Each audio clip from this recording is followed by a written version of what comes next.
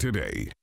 I was told on air and off air by the second person to walk on the moon, Buzz Aldrin, that there was an obelisk on the lone moon of Mars, indeed like 2001 Space Odyssey, sending out a signal towards Saturn, not Jupiter.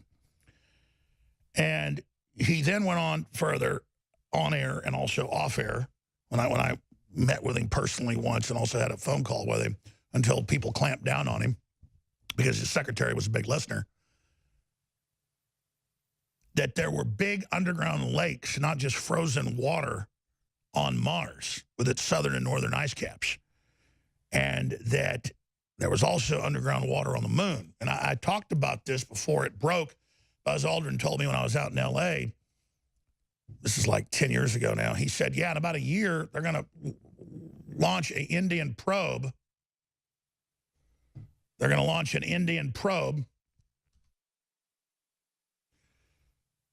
into the surface, like a meteorite of the moon, to then eject up the water particula and prove the theory that there are underground lakes. Now, he's telling me all this. And then I'm walking through an airport almost a year later, and there's USA Today, Indian probe crashed in, discovers underground lake. I mean, what does NASA know that we haven't been told? That's the whole point, is we have a breakaway civilization here. We have a whole system of 30, 40, 50-year advanced technologies. That's confirmed.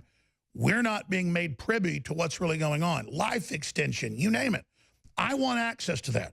I want my wife to have that. I want you to have that. I want my children to have that. But the people at Alphabet and Google and Facebook and Twitter, they're on power trips. They think the public's profane and ignorant and stupid, and we don't deserve access to all that. Well, you know, our ancestors developed the technology. They paid the taxes. We built the military-industrial complex and the scientific technological complex that Eisenhower talked about. They always talk about the military part of the speech, but he said the technological elite that controls it. It's a 21-minute farewell address, 1961, 2 nights before Kennedy got sworn in. And he was very nervous when it was happening. Somebody dropped a book or something. There's a bang, and you see him jump. Like he thought he was going to get killed. Even talking about it, and he said all the money, all the ideas are being siphoned off behind this wall. And we need to beware of this. And he's the guy that, you know, helped head up to a great extent the Manhattan Project. So there's a whole bunch of private systems and public systems bigger than the Manhattan Project by orders of magnitude. And this broadcast really used to be about exposing that. Not all the phony stuff and unproven things, but what we know. And I know for a fact, Trump is still trying to get access to that in all these programs. They're trying to keep it walled off from him and keep him in the dark. That's why there's a governmental mutiny going on. And that's why the revoking of these security clearances they're moving towards is very, very important, with Hillary being chief amongst them. He hasn't announced that yet, but that's in the works. Clapper, Brennan, Comey, and others, because this is the new royalty. These people hiding behind these ultra-secret security clearances that, I mean, top secret's low level. And then you've got all these other levels that most people don't even know about, you know, into these higher areas of really just breakaway civilizations and mad scientist type run situations. So I'm on record saying there's underground lakes that aren't frozen on Mars, according to our sources. I'm on record saying that they would discover underground lakes on the moon with an Indian probe. I did break that before anybody else did. And I'm just, that's, you get next year's news today. You get next decade's news today here. But only because I have these sources who've been proven to be very, very accurate. But then they get onto the sources and they clam up. All right, we'll be right back with just so much huge news. It's a true plethora, a very special transmission on this Wednesday, 25th day of July, 2018 global broadcast. Please spread the word. We are hated by the enemy. It's Wednesday, the 25th day of July, 2018. They have discovered massive underground lakes on Mars, just as Plato wrote 2,300 years ago. They've discovered big underground lakes on the moon. What does that all mean? It's coming up in just a moment. The year is 1995. And InfoWars launches the last of America's counter-globalist probes. In a freak mishap, Infowars.com and Alex Jones are blown out of their trajectory into an orbit which freezes his life support systems and returns Alex Jones to Earth 25 years later. Transdimensionally over the space-time continuum through full space, where people are extremely lazy. The social engineers are there laughing. What we envisioned 100 years ago, 20 years ago, is now reality. While the society unravels, men run around totally frantic, not knowing how to be men, and women run around frantic, not knowing how to be women, and they don't understand that it's an animating contest of life and that it's fulfilling to be informed, it's fulfilling to be involved, it's fulfilling. InfoWars, tomorrow's news today. You are listening to an Infowars.com frontline report. If you are receiving this transmission, you are the resistance.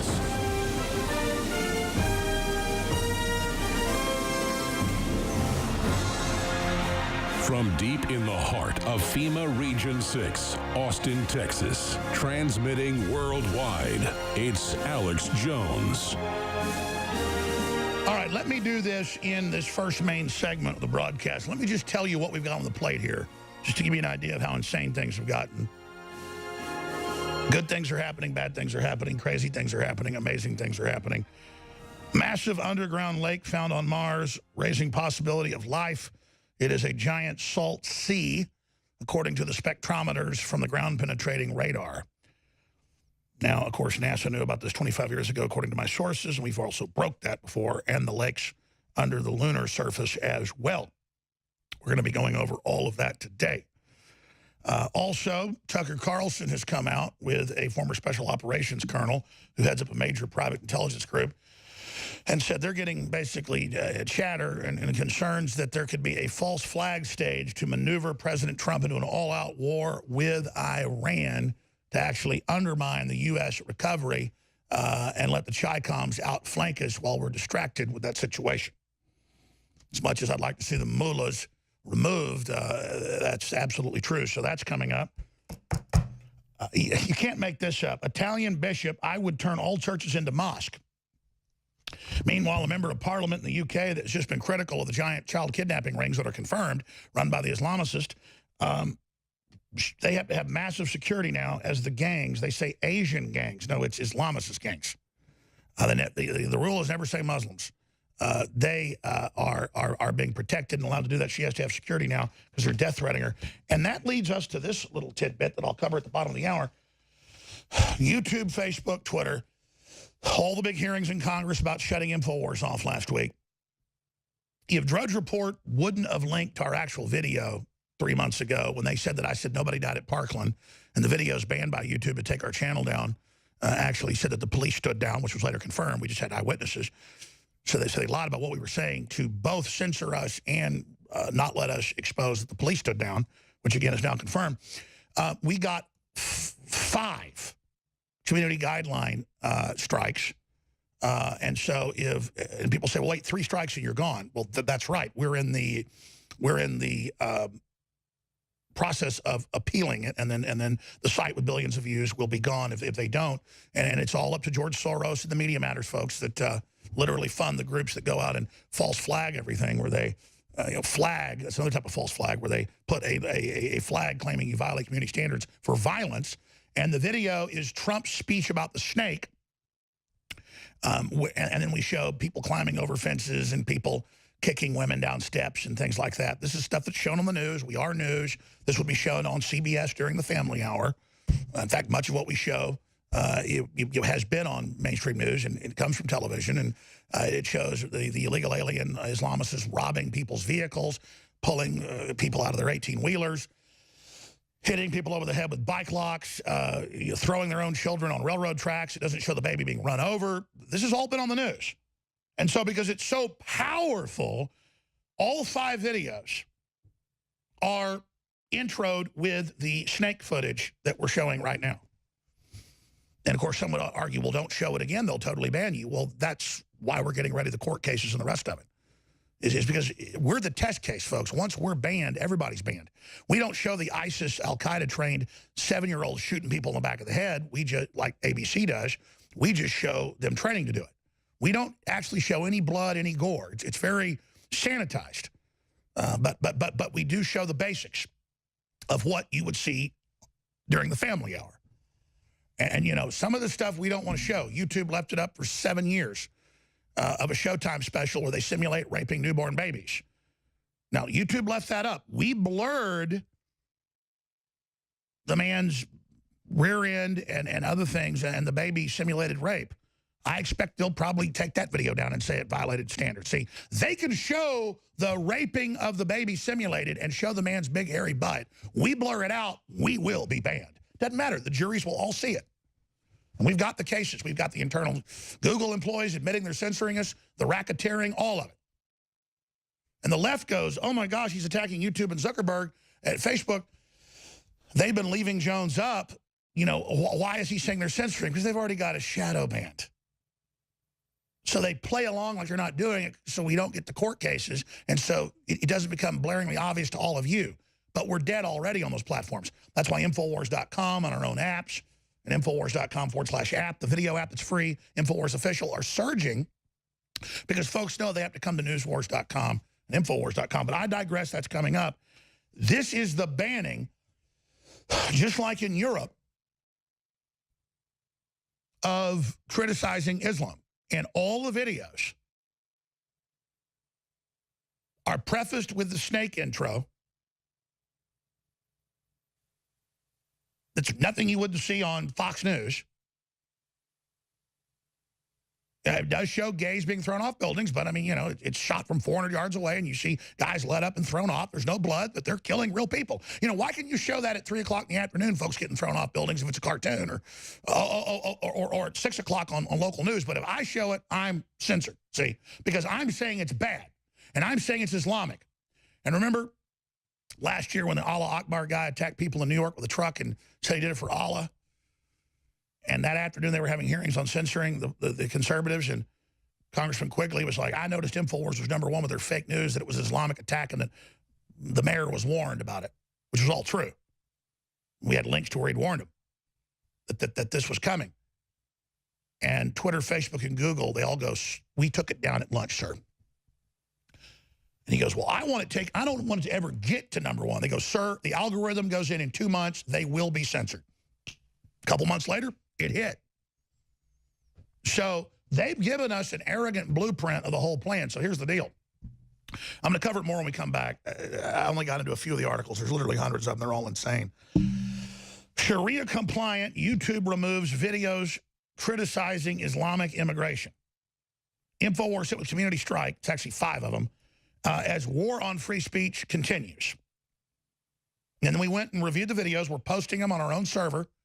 Last time they took down 2 videos and lied about us. The videos got 14 million views in 3 days because Drudge linked to them. We're going to add these to Paul Watson's articles as soon as they're up. They're being uploaded now. The raw files that they say are hateful and evil and violent, they could have put age restriction on it. They didn't do age restriction. They don't put age restriction on YouTube hosts who officially work for YouTube making fun of people that have committed suicide and showing their dead bodies and weird torture porn of torturing little kitty cats, which should be censored. It's obscene. But us showing you the giant Islamicist waves, you can't see that.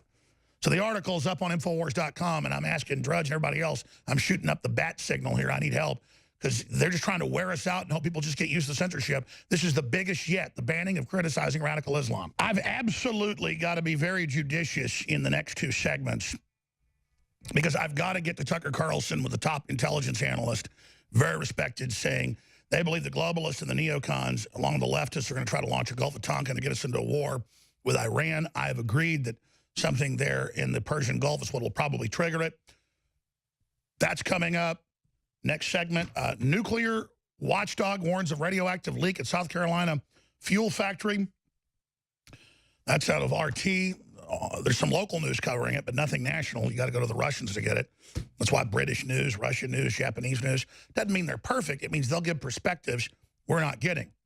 Like no news in the U.S. on Nicaragua except for CBS. and just the total martial law hell, and thousands being killed every few days. Venezuela has thousands dying a week now.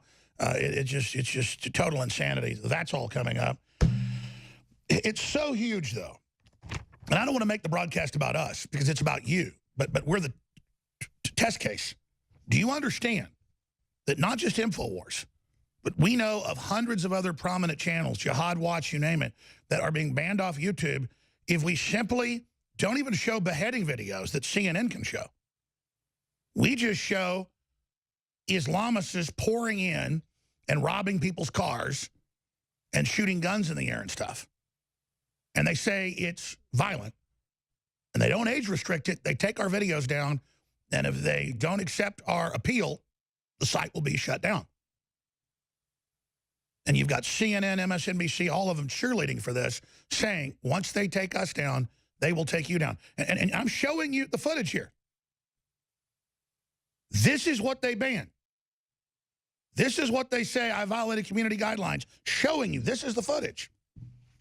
I'm not going to stop. They're not going to control what I put out. This is, I only put out what I would think would be reasonable on the nightly news. Or what you'd see on PBS. And this is what you should be seeing on the news. But they're covering this up now. They don't want this seen.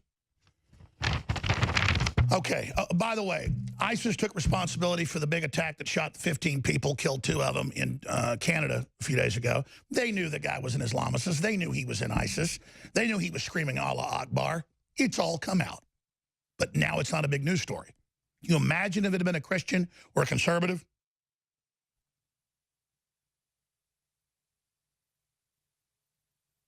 Again, there's an agenda here. That's all coming up. It's just getting insane. Also, former special ops official shocked White House isn't considering stripping Hillary Clinton's security clearance. We've got Larry Klayman of Judicial Watch, a founder of that, and now has his new organization joining us to break it all down. Cohen leaks confidential Trump-Cohen recording. I listened to this with headphones this morning very carefully, and it's obviously an edited tape. You can put it on a timeline and see that there's edits if you know how audio looks in a computer. But we're going to do a piece on that later today for Schroyer's show, the War Room. Putting the file, you can see where it jumps and cuts and has been manipulated, and it just ends with the word cash. You're not even sure it's Trump's voice, but they haven't denied that right as he was about to get married to Melania, that he had this long-term relationship with this other super gorgeous lady who she said he treated her really nice, and he felt bad after he got married, and he saw her a few times but got her money even though she didn't want the money.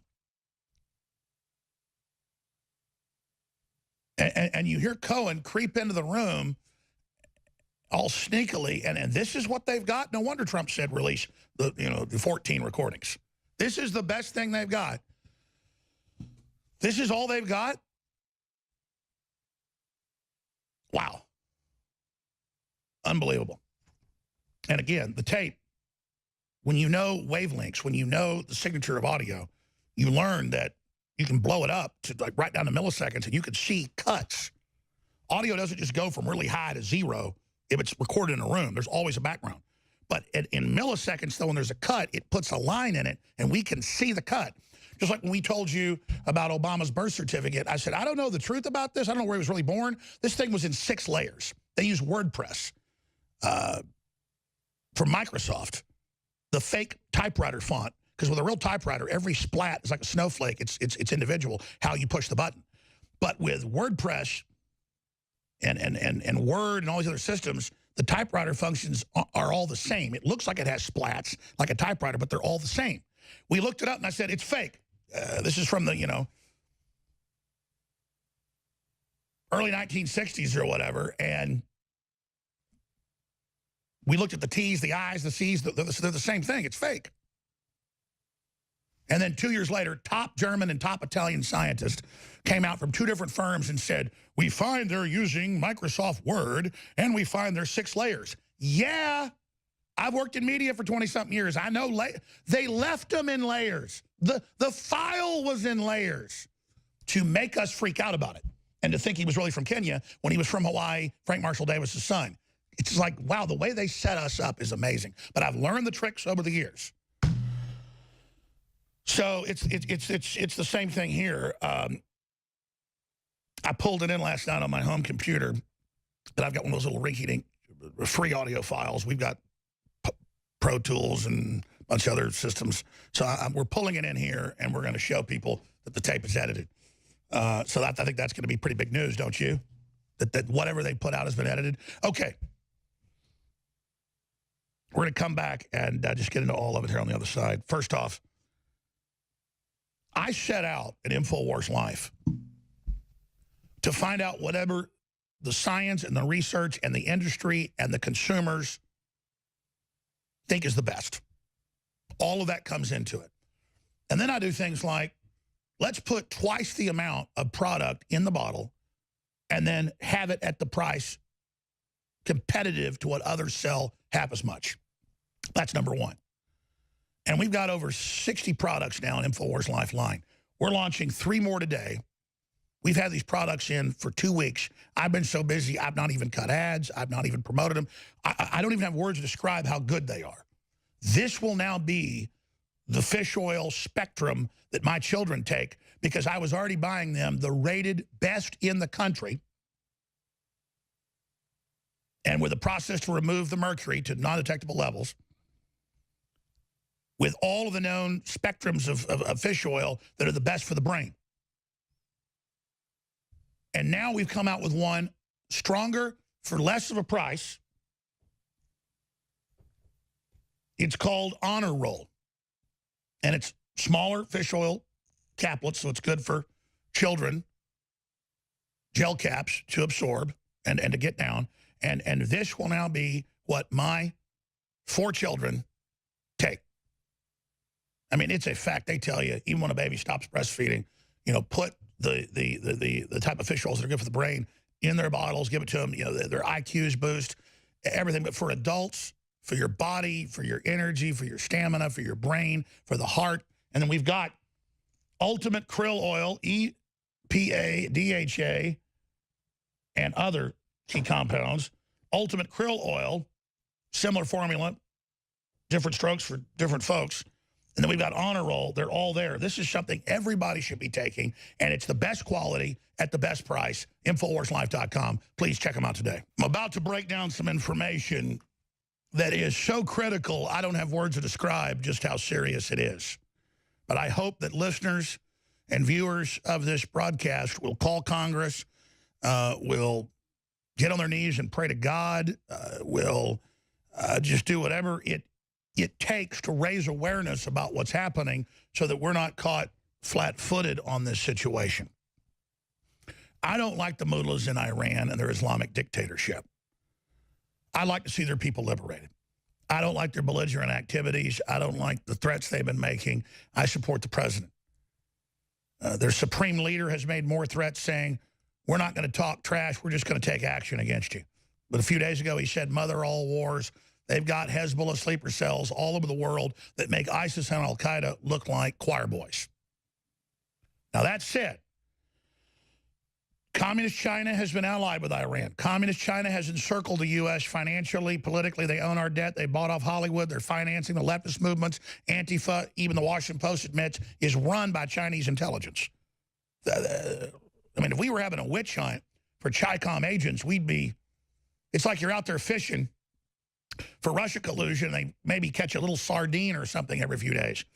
You go out there and throw your lines in on Chi-Com infiltration, your boat's going to sink because there's going to be so many giant sharks and whales you're bringing in. Better get a bigger boat, to quote Jaws. So that's what's going on. That's the facts. That's the reality. So Iran has a lot of deep state connections and plays a lot of hanky-panky with both political parties. And they're acting very, very belligerently. And a new war or a new crisis with Iran could be used to divert our resources, our energy, away from the political and financial reboot of the country.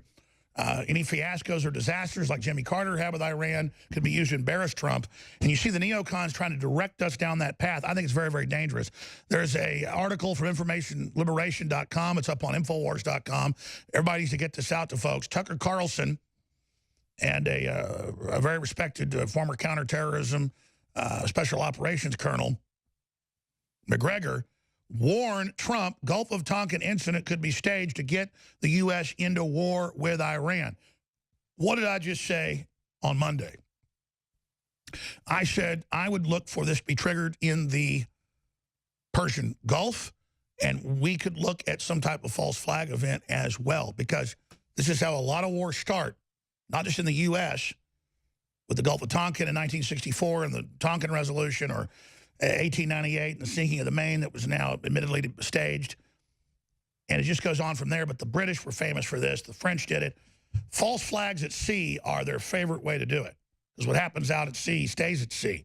It's very easy to control the story and control any witnesses. So, but Iran's belligerent. They may attack our ships anyways. And be promised by insiders this is going to upset our peace deal with North Korea, all of it. So the globalists want war is what I'm saying. And Iran is isolated. And Iran can be basically reformed and dealt with sanctions, I believe, and many other experts believe, if we don't let them trip us into a big crisis. So here's Tucker Carlson and the expert on counterterrorism, Colonel Douglas McGregor, last night breaking this all down. Here it is. Do you think the advisors around him, whose comments we just played, Nikki Haley, for example, or John Bolton, I mean, they seem to come at this with pre-existing agendas? Well, of course, but the good news is that President Trump hasn't listened very much to his advisors. If he did, we would never have made any progress on the Korean Peninsula. We would not be working with the Chinese. We would never have met with Vladimir Putin. So God bless the president. He doesn't listen to these people. So I'm not too worried about that. The thing that does worry me, though, given some of the comments that are being made, is this red meat on the table for the war lobby. You and I know that there are a lot of people who would welcome conflict with Iran. That's obvious. I think the president needs to watch carefully for the potential for something like the Gulf of Tonkin incident. Many of your viewers may not remember that. It never happened. And we could very well be treated to something like that in the Gulf. We should watch for that. And this is an example of President Trump's comments on fake news. He should not be sabotaged by fake news. I agree. We've seen it happen twice in Syria, twice.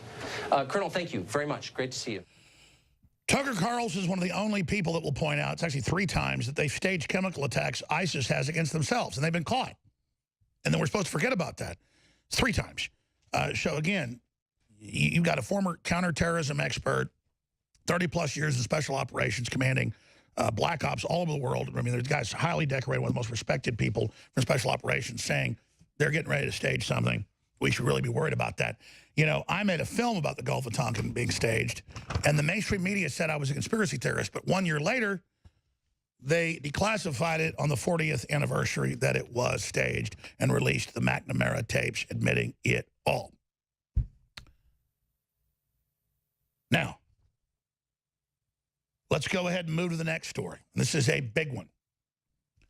You remember the 8 years of Barack Hussein Obama, when more than 10,000 501c3 churches and 501c4 and other charities, veterans groups, pro-gun groups, conservative groups, would have their tax exemption revoked.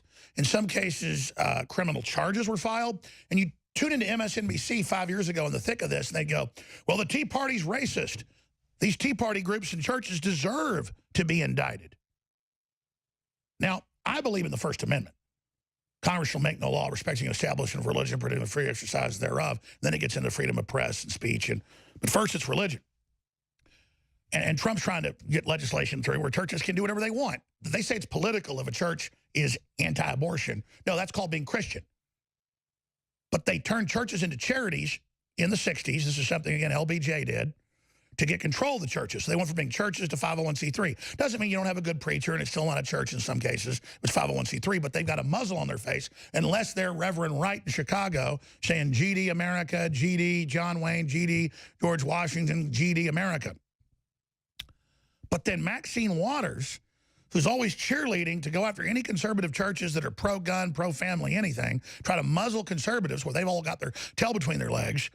She goes to a famous church that's known for corruption, you name it, milking their old parishioners, you name it, And she says she's been sent by God to get Trump and that we've got to vote Democrat in the midterms. So this is just flagrant electioneering in one of the biggest and oldest black churches in California. But then they're flagrantly targeting churches that are right of Lenin or Mao. It's illegal. It's a fraud. So when politics becomes religion, Mad Maxine breaks federal tax laws to slam Trump in church, the Democrats need to get gored by their own ox. They're the ones that have been persecuting everybody with this. And until it's repealed, I want their ass thrown under the jail. But that's all about leftist intimidation, isn't it? Here she is. Here to do the work that I've been sent to do, and as Pastor said to me when I came in this morning, when God sends you to do something, you just do it. So she's sent by God to vote against the Republicans.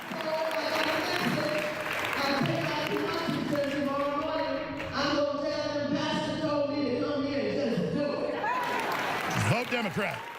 And then she goes on to say she's sent by God and all this other crud. Full clip is on Infowars.com. And the name of the church is Fame. Yeah, keeping blacks on the plantation is what it's all about. So, unbelievable, folks, the persecution. I mean, they had like conservative FBI retiree groups that got SWAT teamed and lost their 501c, 4 or whatever. I mean, there've been total persecution of gun groups, veterans groups, Christian groups, and saying, well, you're pro-family. That's a political stance. You're anti-abortion.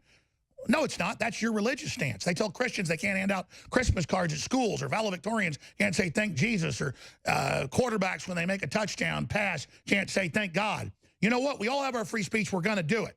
But the Democrats have violated their own law. Throw them under the jail. Well, they say a picture tells 1,000 words. Well, so does a word. And the word is R-A-T, as in the rodent family, or meaning big, fat, stinking rat. Let's put drudgereport.com up on screen for TV viewers. The rat, Cohen. The rat who tried to set Trump up for years, recorded reportedly hundreds of recordings, 14 that the feds have, who then, the scandal is they leak it to CNN in a federal court case against the president, an investigation Mueller started, metastasizes into his lawyer, and payoffs over a decade ago to girlfriends. Unbelievable. And I use the term payoff. This latest girlfriend wasn't asking him for any money, but he felt bad. He'd gotten married. She was in the running. I know the inside baseball that Trump literally asked his sons right before he married Melania. He said, is Melania the one? Or is, I'm going to leave it right there. But let's just say Trump had trouble turning loose of a couple of girlfriends. Stormy Daniels was a dalliance, and that was a bad thing, but he never said he was a saint. But none of these women have said that they mistreated him. But if you're paying for somebody to take care of them, fine, let them call it. It's not illegal to pay somebody. It's not campaign violation either. Just because you're in a campaign, you give your money to somebody so that they're taken care of. That's like if somebody, works here and they die, and then I give their wife some money. Is that a payoff? No, that's taking care of somebody you've had a relationship with in business or life or whatever. But I digress. The whole issue here is, what is Mueller doing going to federal court last week and saying, we're recording the phone calls from jail of Manafort, and we know his strategy in court. He wants to delay this trial. Here's the transcript of what he said. Legal discussions in a court case illegally being used in a filing, that's never been done in U.S. history. That is 100% illegal. Show was letting Jerry Epstein be an informant for a decade while he ran little girls on board planes for degenerate men to have sex with them. Kevin Spacey flew on the plane quite a bit, but he liked other things. And, of course, Harvey Weinstein. But he's the upright guy. He's the good guy. But I digress. I digress. We've got the tape of Cohen, the first one they're doling out. And Trump's got like 5 different things going. They're talking about all these different things. And he's like, yeah, delay that lawsuit about getting my old divorce records, you know, embarrassing my family from 30 years ago. Yeah, do this, do that. Yeah, whatever. And you hear the word cash and it cuts off. And we've looked at the audio file. It's been edited. We're going to present that later today. But right now, let's go ahead and play the rat creeping in. You can even hear how he's nervous saying, oh, hi, how's it going? Oh, there's this thing. We're going to take care of that, huh? You know, that guy. Here it is. What we can do to get rid of this, because it's so false what they're saying. It's such bull. I think this goes away quickly. I think it's probably better. Do the Charleston thing.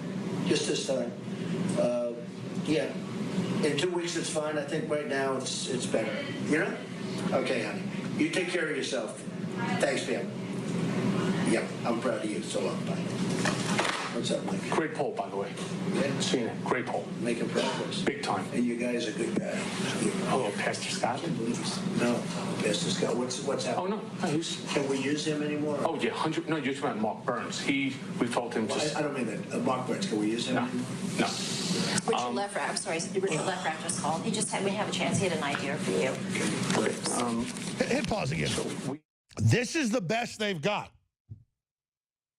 Is a woman that they were in a relationship for years when he was divorced from the last wife, and then he's about to get married, and he's like, baby, I'm sorry. And it overlaps a little, and he goes, hey, here's some money. I mean, I've looked into the case. This is what a billionaire takes care of one of his girlfriends? Call it a payoff. It's not illegal. How would the girlfriend feel if she thought she was going to get married to him and he didn't help her out? And I've seen her in interviews. She told Anderson Cooper, I didn't want money, but he insisted. Yeah, it reeks of desperation. Let's go back to it. Here it is. Got served from the New York Times. I told you this regarding to unseal the divorce papers with Ivana. We're fighting it. Kaslowitz is going to... Never be able to get that done. Never. Kaslowitz doesn't, they'll ever be able. They don't have a... Give me your code, please. They don't have a legitimate purpose. And you have a woman that doesn't want to unseal. Correct. So you've been handling it. Yes, and it's all... It's been going on for a while. For about 2-3 weeks now. All you have to do is delay it for... Even after that, it's not going to ever be opened. There's no purpose for it. Told you about Charleston.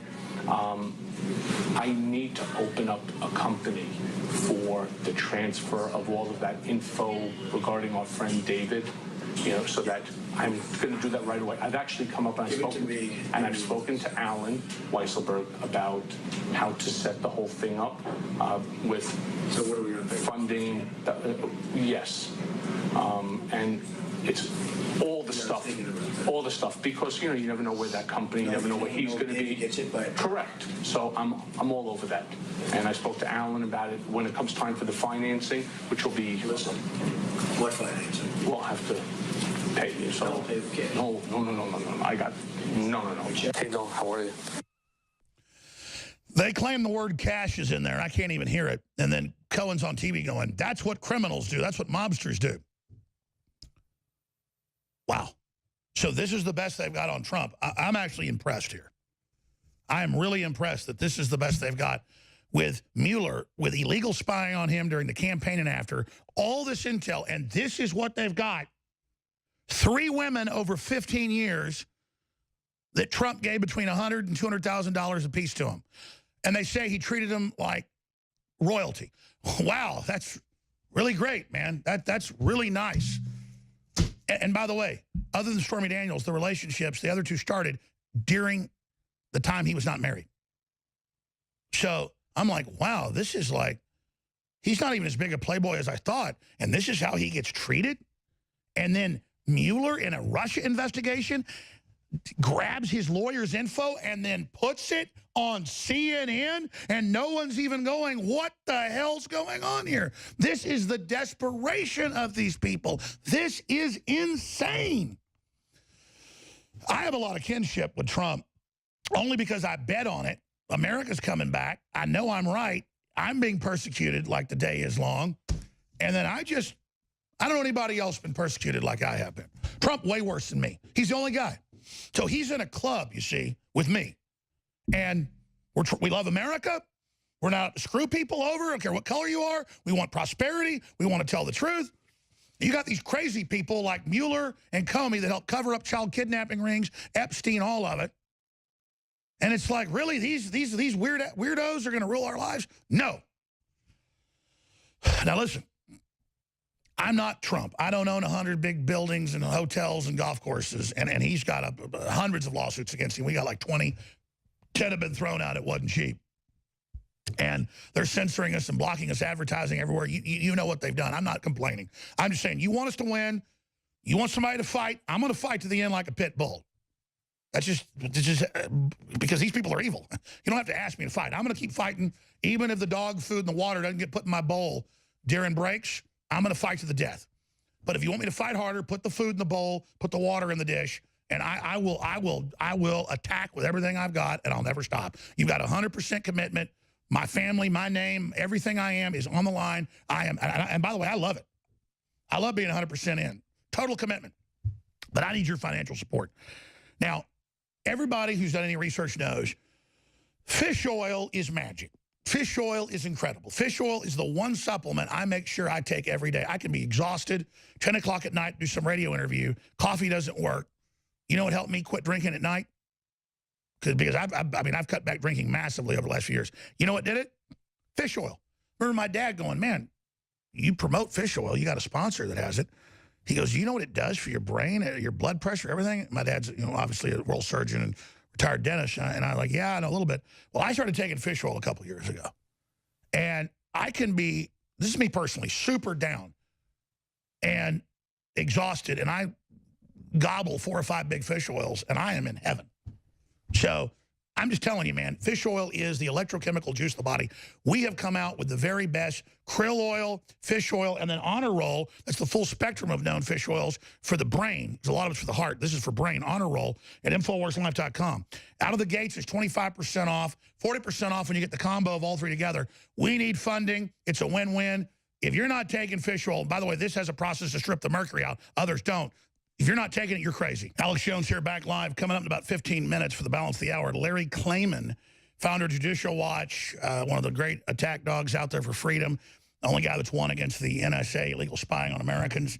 He's got a real strategy to really go after Hillary, Comey, and Brennan, and Mueller, and others. So that's coming up. Also, I'm going to clarify, 100% clear, I don't want anything to happen to Mueller. My whole high noon showdown politically, I'm going to take you out like a gunfight at the OK Corral. That's like saying our football team's going to kill you. Everybody knows I'm not for violence offensively. I actually believe we would lose the fight against the globalists if we start a physical fight first. We might lose it even if they started. It's the last thing I want. So I'll break that down briefly in the next segment as well. But just the way the media spins things, it's incredible. So that's all coming up. Briefly, though. Joe Rogan is a really smart guy, and he has a lot of diverse guests on his show, and he's got undoubtedly the #1 podcast in the world, routinely 20 million viewers every time he does a show. Because, everybody can say, oh, I had 20 million here, 50 million there, 10 million here, but every time it's 20 million. When I came on, it's one of the biggest podcasts he ever had, 40+ million. That was back in February of 2017. And I got mad when he kind of went with mainstream news that, Soros wasn't a Nazi collaborator, whatever. Joe was saying, listen, I don't even know the facts of that. I was just going off the news and what Roseanne Barr had apologized for. But on the subject of Joe Rogan, I believe he's a good guy who is morally trying to tell the truth. And I don't judge him for some of the things that he said or done because he's just looking at all perspectives. And that said, I'm not saying he's right, saying I'm wrong that Anthony Bourdain was not killed nefariously in foul play by somebody that wanted insurance money or by Hollywood star killers or by the Clinton mafia because he was getting ready to go public against them. But now that I've talked to people separate from Joe who knew Bourdain and who knew what was going on in New Jersey and New York when he came to visit, and since I got contacted by a lot of folks that knew Bourdain, he had a serious alcohol problem and some other problems and was really depressed about it. A lot of this he'd been public about. And I learned that he did talk to other people about suicide and that his reported new girlfriend, who had been exposing some of the sex abuse stuff of Weinstein to him. She'd been stepping out with a couple of guys. He'd gotten really depressed over it. And then he got really jet lagged and really just burnt out.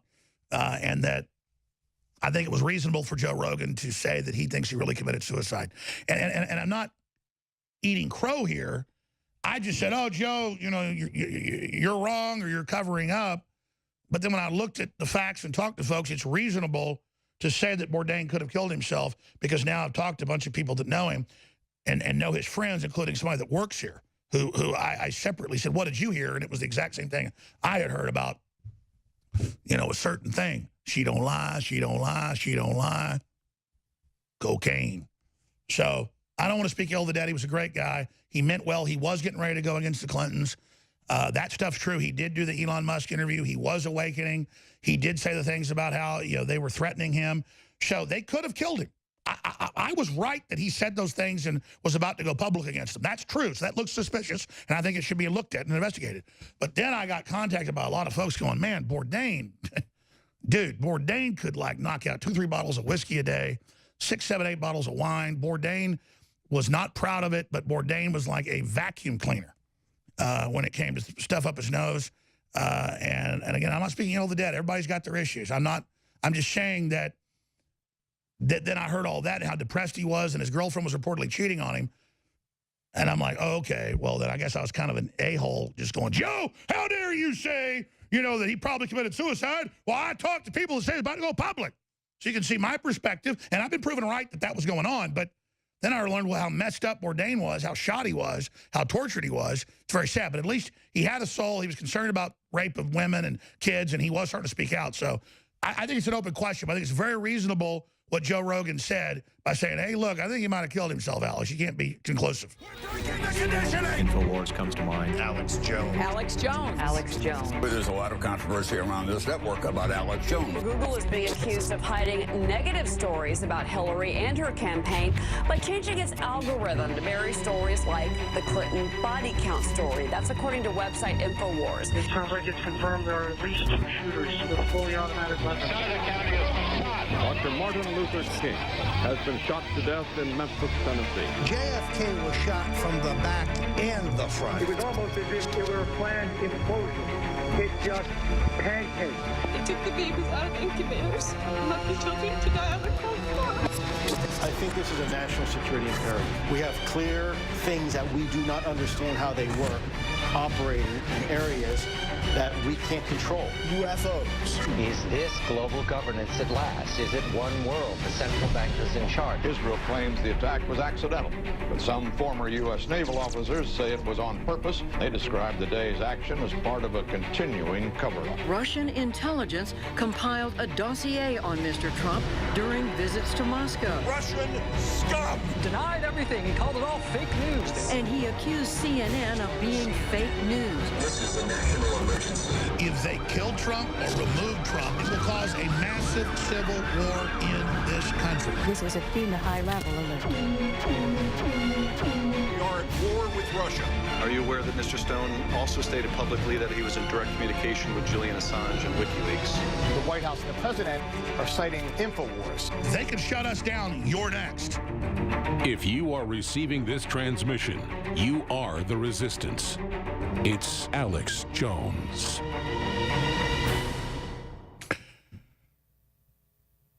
Coming up, Larry Klayman has a real plan. He's the guy that's won against the NSA in court, founder of Judicial Watch and other major organizations, to really stop the deep state. We'll be talking to him coming up. Let me address this right now because, as everyone knows, they've had congressional hearings twice last year and twice this year in the Judiciary, the Armed Services, and the Intelligence Committees, lying about InfoWars, saying things we didn't say, and then calling for us to be shut down. And then I do a lot of things here on air that are tongue-in-cheek, but that are very, very clear. It's satire, and they're trolling. It's trolling. And I don't troll a lot, but when I troll, maybe a couple times a week, I tell you, this is a troll. And the media, even though I say this is a troll, so that it's absolutely, marked, they still don't care. They still just go with the lie they want. But that's the troll, is that I tell them what I'm really doing so that I morally am not breaking any metaphysical rules. and then they still do it. So, number one, Infowars.com. Sharia-compliant YouTube removes videos criticizing Islamic immigration. 5 videos, community guideline strikes. 3 will shut us down. That's 5 torpedoes. And they're saying, oh, you can appeal it. Your live streaming suspended on the main Alex Jones channel, billions of views, 2.4 million subscribers. But obviously, they're not going to let us win the appeal. They're going to shut the channel down.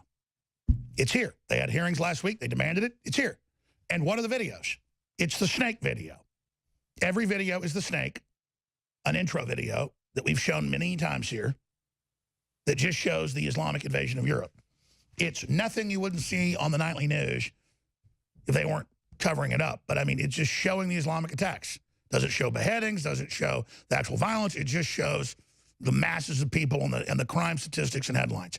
And the borders collapsing and just stuff out of zombie apocalypse movies.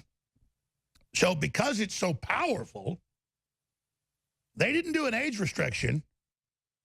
They just said you showed violence, even though their own rules say if it's for commentary or analysis, we've totally followed the rules.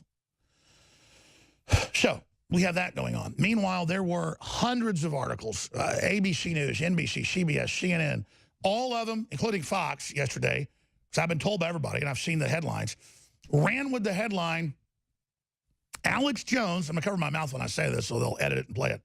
Alex Jones says he's going to shoot and kill Robert Mueller. I never said that.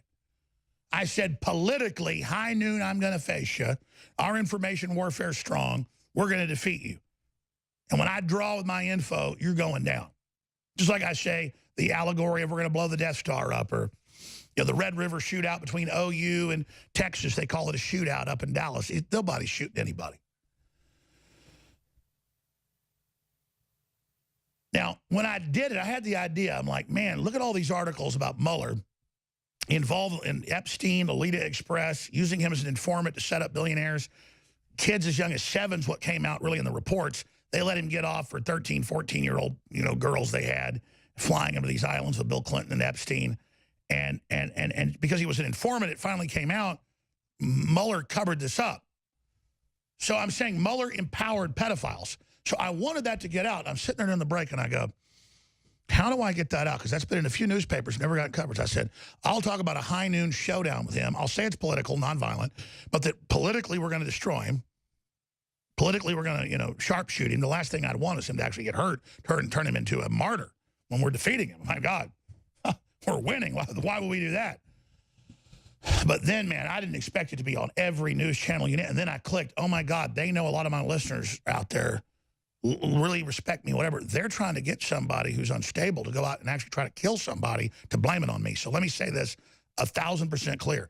He who shoots first loses. He who shoots, period, is in the wrong side of history. We're winning the info war. Everyone knows the Democrats are saying kill Trump, murder him, kidnap his family, murder him. It's everywhere. In fact, we're rolling some video of that right now with all the stuff we've seen. So I was clear, but the edited thing that Media Matters, George Soros' group, put out was deceptive. When you've got Phil Mudd, the former head of counterterrorism, that means runs assassination squads, 3 times on CNN saying we're going to kill Trump, that's who you ought to listen to. He's got a history of that. It'd be like if I was some, 5-time convicted murderer and I said I was going to kill somebody, the SWAT team would respond because, I got a history. Alex Jones doesn't have a history of that.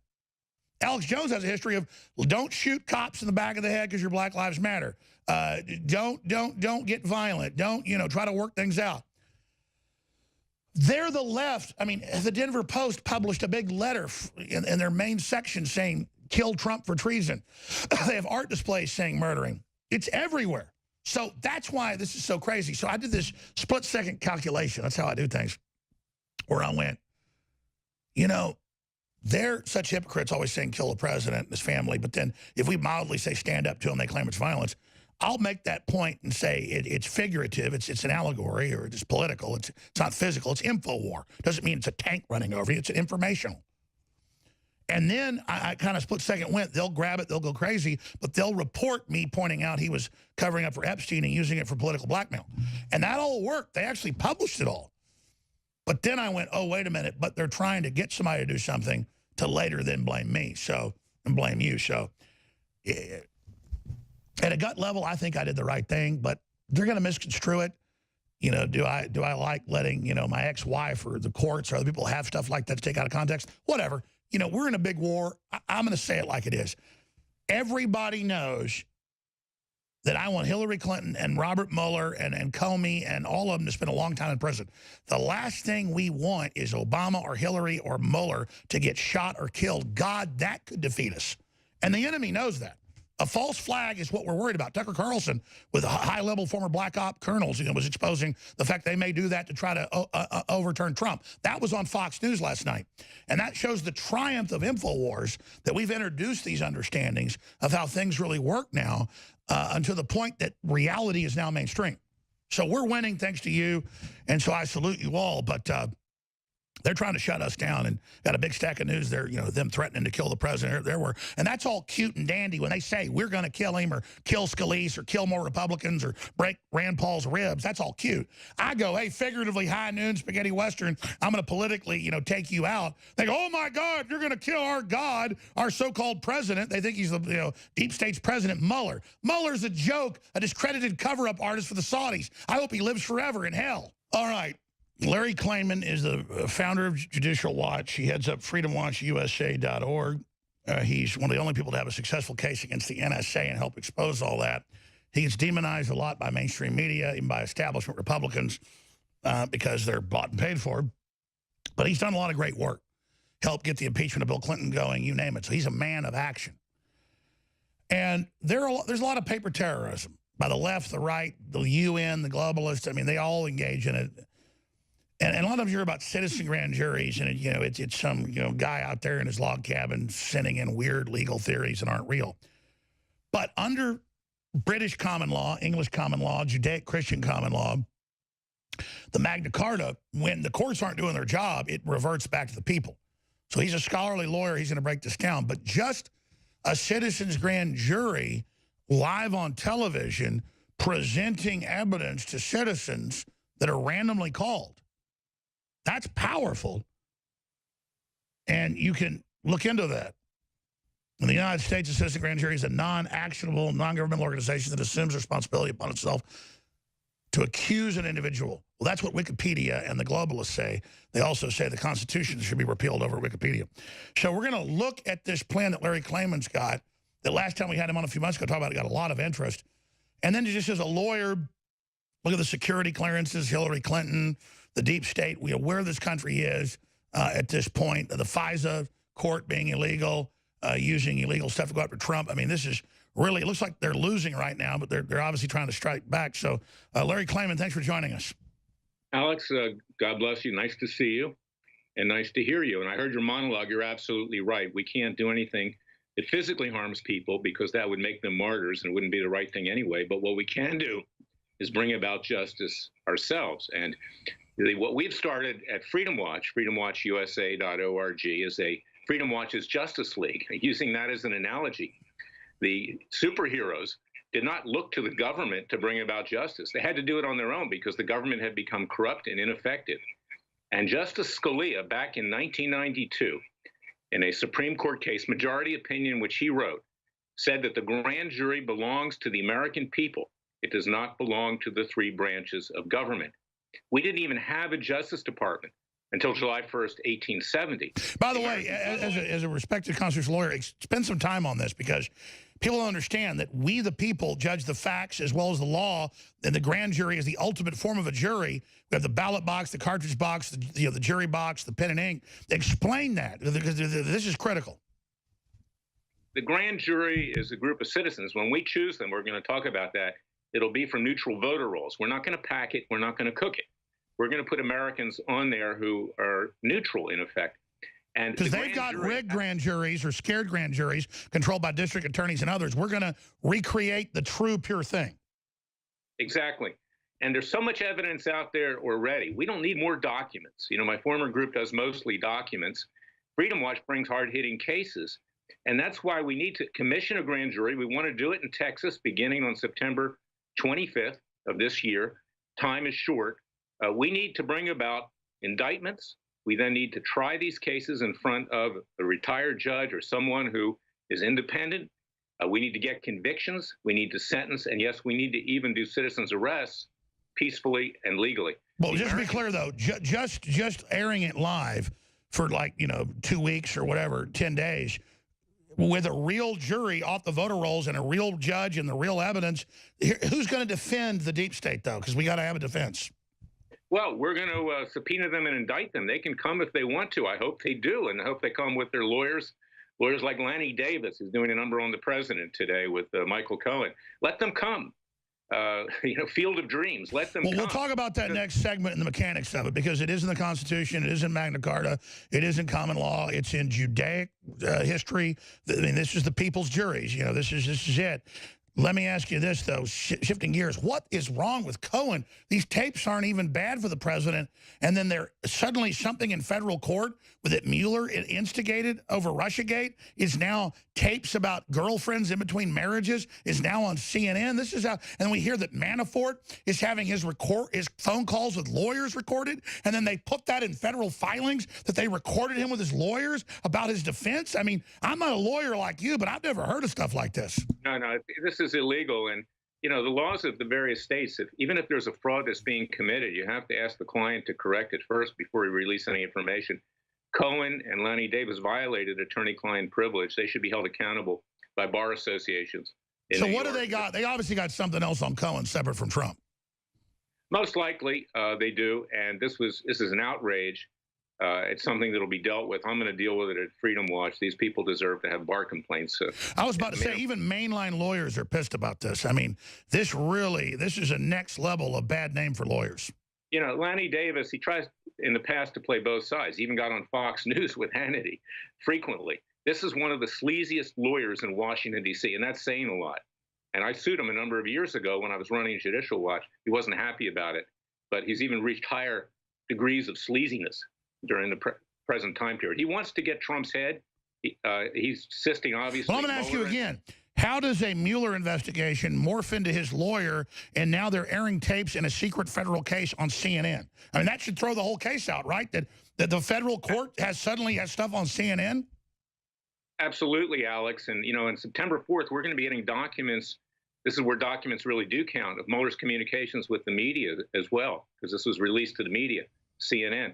These are violations of grand jury rules. They're criminal. And that's why the Citizens Grand Jury, one of our first targets, in addition to Hillary Clinton, in addition to Bill Clinton, is Robert Mueller. We want to legally take him out. We'll talk about that next segment. I want to go back to just releasing tapes, because I'm no lawyer, but I read the news for 25 years. As you just said, as a lawyer, I've never heard of, secret recordings that a federal court has are on CNN, and then a lawyer brags he leaked them.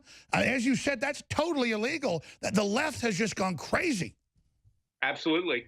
This is the age we live in, okay? The elites and the Washington establishment, the club, walk off scot-free from any crime they wish to commit. We're going to record lawyer meetings with Manafort. We're going to put it in a filing. How does a judge see a filing of secret recordings of a guy with his lawyer? Can't. And this is something that needs to be addressed with the judges, too. I mean, look at the judge who signed off on the FISA warrant. That's Rosemary Collier.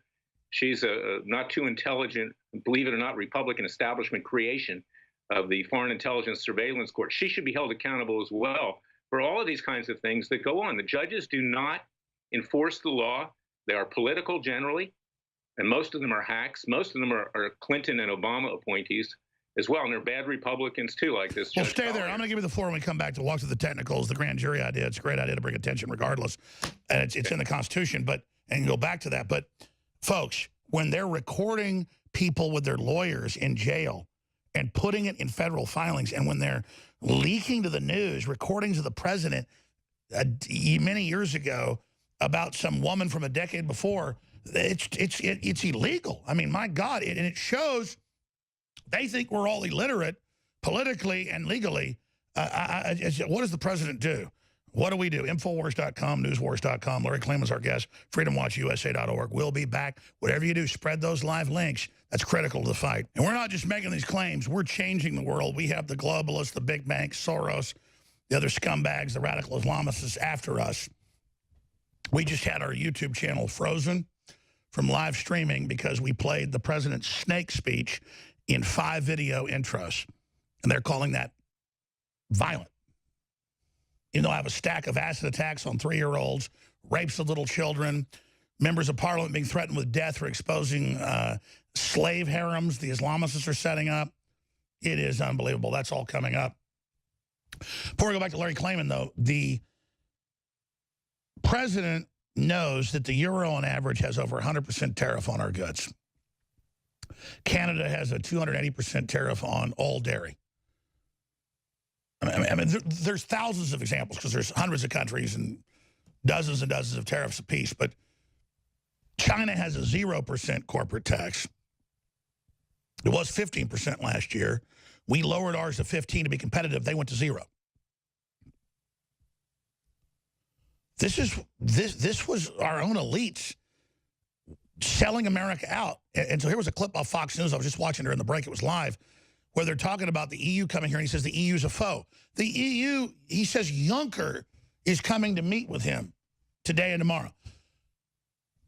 I saw this headline in AP last week that Germany's looking for old Nazis in nursing homes whose names come up in databases who might have been an SS, even private.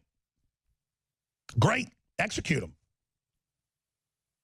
The point is that Soros helped round up thousands of Jews in Hungary, Romania, you name it. And you got Juncker, that was the name of the main weapons manufacturing. His grandfather was the richest man in Nazi Germany, bankrolled Hitler. His dad was an SS colonel, which is the equivalent of a general. They own Luxembourg, and then he's coming over here, and our news doesn't tell you that. Like, where's the Mossad? You're looking for Nazis. Holy Toledo, man. Here's the guy with the Nazi money right here.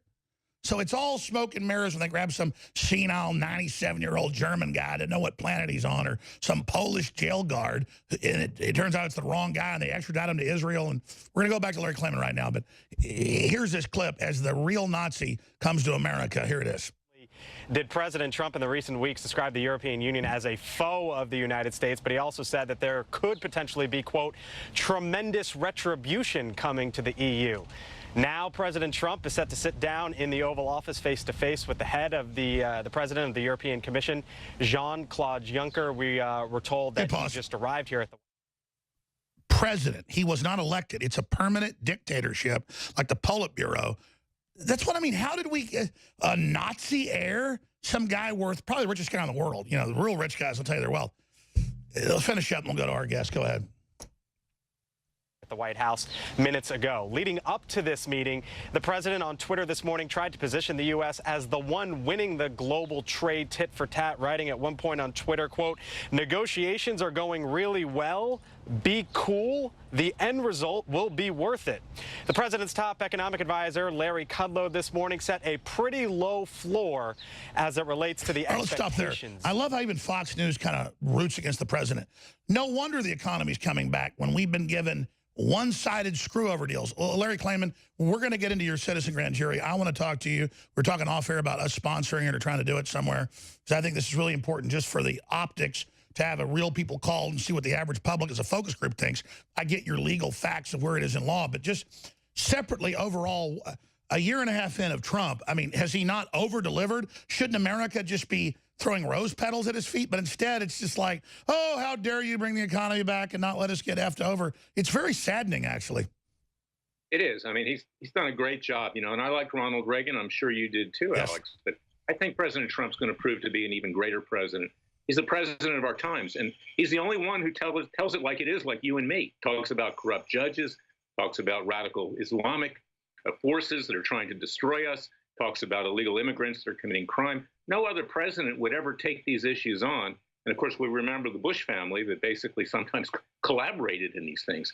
So for a Republican to come forward like this and to really represent the American people, this is special. And that's why we need to protect him legally and ethically. And that's what we're doing at Freedom Watch. That's what you're doing. Exactly. Freedom Watch USA, freedomwatchusa.org. So explain for people historically that just joined us, because people tune in every 5 minutes, huge audiences, hundreds of thousands every 5 minutes tune in. Larry Klayman, top constitutional lawyer, founder of Judicial Watch, you name it, freedomwatchusa.org. Describe what a citizens grand jury is, why we want to convene it, what it does. It's what we used to do in the Old West before the Justice Department.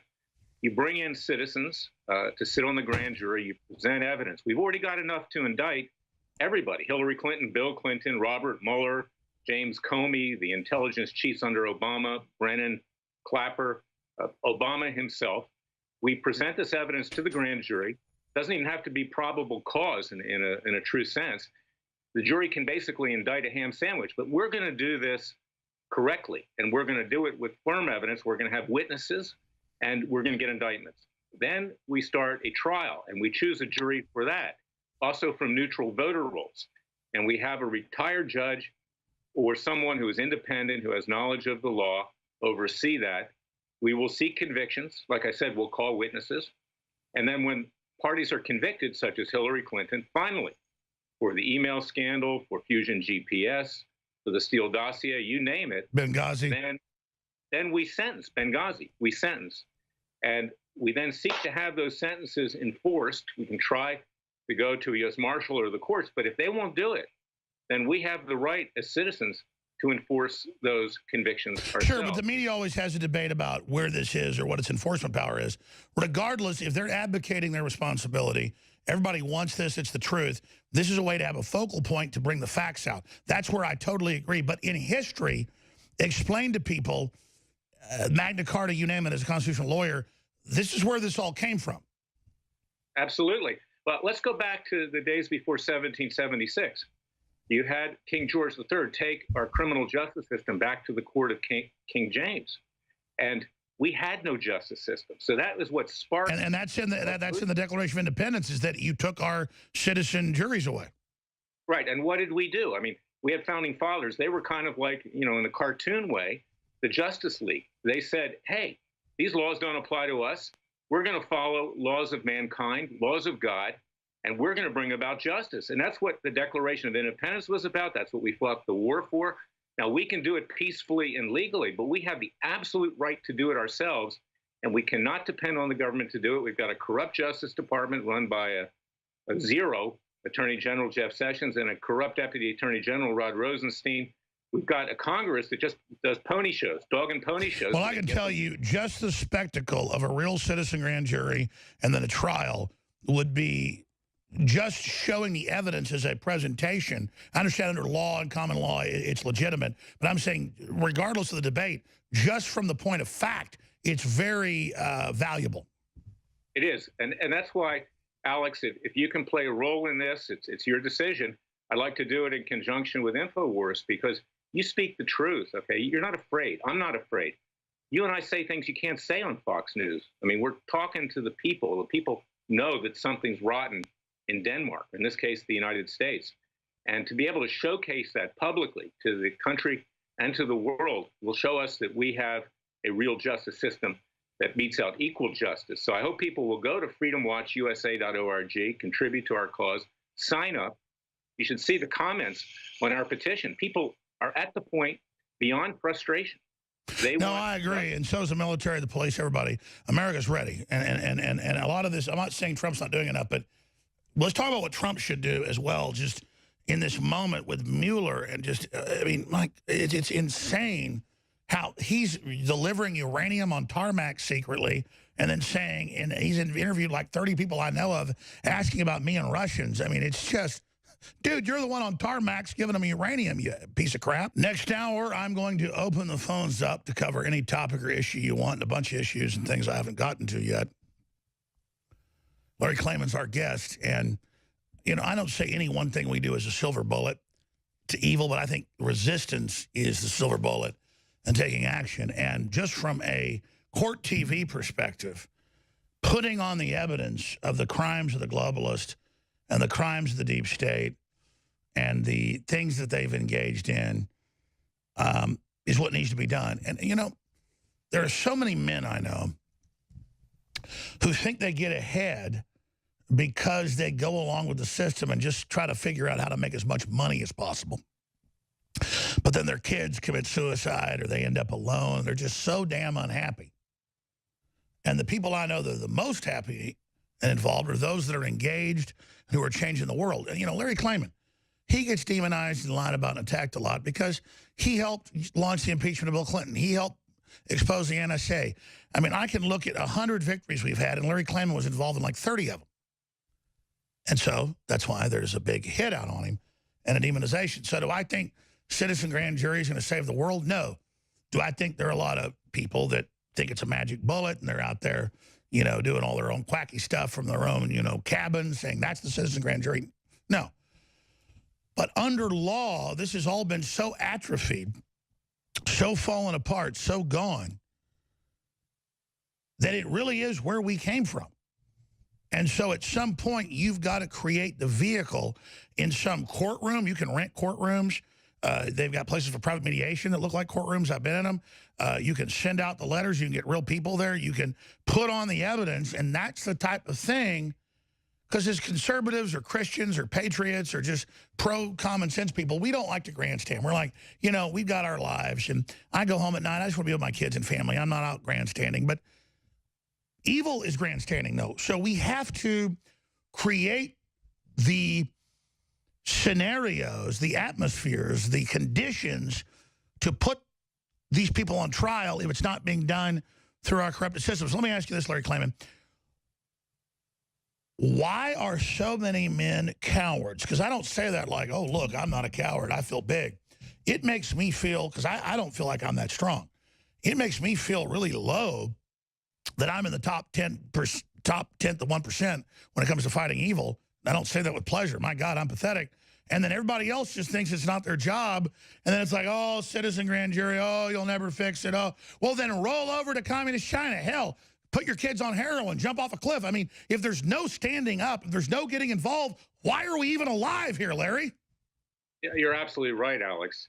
I think most people, particularly lawyers, okay, they want to enrich themselves. They don't want controversy. They don't want to stick their neck out there by nature, not in the political sense, but in a sense of how they lead their life, very, very conservative. I reached a point of frustration many, many years ago, 25 years ago, and I said, I can't take it anymore. I see the corruption in the legal system. I see money influencing what's going on in government in Washington, D.C., and I've got to do something about it. And it built. And this is the culmination of it, because 25 years ago, it was child's play compared to today in terms of the rank corruption in our federal system. And we have to take these people out legally. Otherwise, the alternative is civil war and revolution. And we don't want to see that. So we need to use our... And by the way, we see the communists and the socialists, the Cortezes and the Sanders going in that direction. I mean, they're going in that direction. We better do something.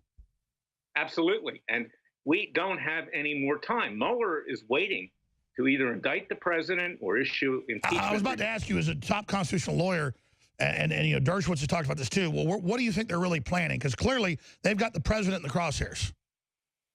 They're out there to destroy the president, whether or not he's indicted or whether or not he's impeached. But the report that Mueller's going to be issuing very shortly, and that's why we're cranking up these citizens' grand juries, because he's number one, along with the Clintons, of who we're going to indict, convict, sentence, and then seek to arrest peacefully and legally.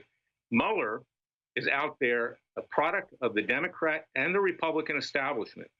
He is as you said, a lot of times a citizen grand jury, if it's done right, creates the blueprint for other grand juries to do their job. So we're creating also the investigative history. And we have to stick our neck out. Look, it was a handful of colonialists, their founding fathers, that started the revolution. Most of the colonies were not behind them. We're going to create, Alex, you and I, a groundswell here to bring in millions of Americans to support our cause. And whether or not we actually can arrest anyone, when they see that the American people are against them and are at their gates, literally demanding that they turn themselves in, then they're going to have to leave. It will be in their best interest to leave. And that's what we're out to do, is to create... I agree. We've got to create the excitement, the focal point. But I interrupt you. I apologize. We'll hold you in the next hour if you can do it. Tell me then, getting into Mueller, because obviously he's so evil, Comey, Clinton, I mean, these are just the uranium one. Everything they say Trump did, they've done. And then as you said, they are moving against the president. They're taking action. They are, and they're serious. And we can see with regard to the comments about Russia, which even Fox News was trashing Trump last week, you see that these Republican establishment types are equally against Trump and equally well, want they're to cowards. They're going along with the bandwagon.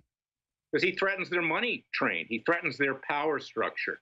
You go to Washington, you wouldn't see building like that in any other city of the world. Go to Southwest today. The money that's flowing into Washington. They don't want to upset the apple cart. D.C. is the richest city in the country. Yeah, never has a recession. I mean, it does better during recessions and depressions. And so the Democrats and Republicans, they play their game on Fox News, CNN, or MSNBC. They raise money to be reelected. But in the end, they all have lunch together the next day because they know that they don't want to upset. So let me ask, why does Trump scare him so much? Why is he real? Because he's breaking it up. He's dismantling it.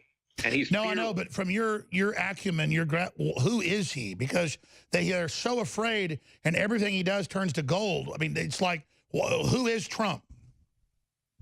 Trump's someone who, like you and I, have reached a point of frustration and no return. He's going for the fences. Look, he's worth $8 billion, so he doesn't need to do this. But isn't he almost like a Moses-type character archetypally? He is. He is. I mean, he's somebody who's leading us to the promised land. Now, we need to do it for ourselves. We need to support him. He's not getting the support. In fact, he's getting bad legal advice because being dragged along into this attack, this massacre by Mueller, which even if it doesn't take him out in terms of impeachment or indictment. It elevates Mueller. He should not meet with that piece of crap. No.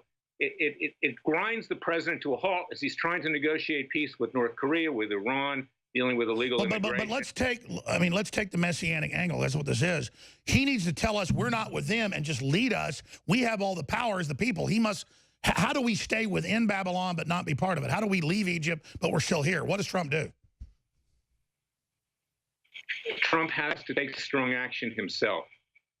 He should be firing Mueller. He should be firing Rosenstein. Know about the appearance. He should take action against the guy in the slave pit cat-nining people. He has to go after the slave master. He does, and he should be releasing all the documentation that we're going to use at the citizens' grand juries. He needs to take control of himself. His lawyers, including Rudy Giuliani, are basically in it for themselves in terms of promoting themselves. They're not serving the president very well because they're telling him to go along to get along. And if that happens, his head's going to be chopped off. Oh, it's totally clear he's being maneuvered towards the guillotine. Yes, absolutely. And he needs also to pay more attention to the appointment of judges. This guy Kavanaugh that he wants as the Supreme Court justice, he got bad advice on that from the Republican establishment. Kavanaugh, in our cases, wrote that the mass surveillance was perfectly fine. No, I understand Kavanaugh's bad on that, but better than the Democrat nominee, right? Well, definitely. But what I would like to see the president do is withdraw that nomination and put somebody in there that will support our privacy rights, because it's this mass surveillance. Well, who would you nominate then? You're a smart guy. Well, I think Judge Hardiman would have been better, or anybody else who believes in the Fourth Amendment. But notice when he gives them what they want, they attack even stronger. That's right. And because they understand that they have lost their power in Washington, D.C., as long as the president is in control. And I think, look, I'm a registered Republican, Alex, a true Republican. I ran for the U.S. Senate in Florida back in 2003, 2004 as a true Republican. But this Republican Party has become corrupt. I mean, there are a few good people on Capitol Hill, but no one listens to them. No, you're right. Stay there. We got to go to break. Larry Klayman is our guest. Folks, I didn't even plug this hour. We've got the new Ultimate Fish Oil in. If you don't know what fish oil does, it's a 2-month supply at the price of 1 month supply. It's got the whole process that removes the mercury down to non-detectable levels. You'd have to get hundreds of times this amount of, mercury just to get any of the good fish oil response. Honor Roll is for your kids. It's amazing for the brain. Ultimate Krill Oil, InfoWarsLife.com, InfoWarsStore.com. We have all the great T-shirts, books, videos. Without you, Soros and the Globals will shut us down. Please commit again today to support InfoWars and get great products. InfoWarsStore.com, InfoWarsLife.com. Hour number 3, straight ahead with Larry Klayman. Live from Central Texas, broadcasting worldwide. If you've studied history, you know history's happening right now. Larry Klayman's our guest. We'll have him back up very soon. We're developing some plan for a citizen grand jury, at least to do it legally and lawfully, to focal point on the crimes that have been committed. It'll only do good. But we have a leadership with Trump and somebody who's pragmatic, pro-free market, isn't out to get the country. That alone has turned the country around. And that's the globalist biggest problem is things are turning around. But then you've got the traitor class, the elitist class, that have been groomed because they're sellouts in both political parties who know their end is close. So they're throwing everything they've got at us right now. In ways, it's waking people up faster. But I don't want to be too overconfident and think that we're going to win this thing. We need to talk about what we do to win it. But just the epicness of history, how the communist Chinese are literally involved in everything. Russia, in my experience, has almost no influence. I'm not Russophile, never been there. I just study the facts.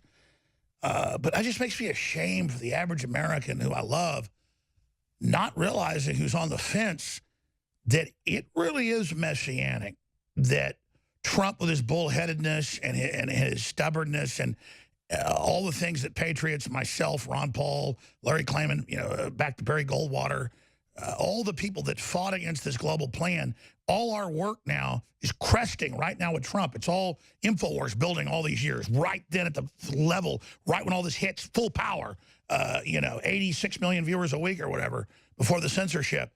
I mean, you look at it and you sit back, this is God's plan. I mean, if you didn't believe in God before, this will make you believe in God.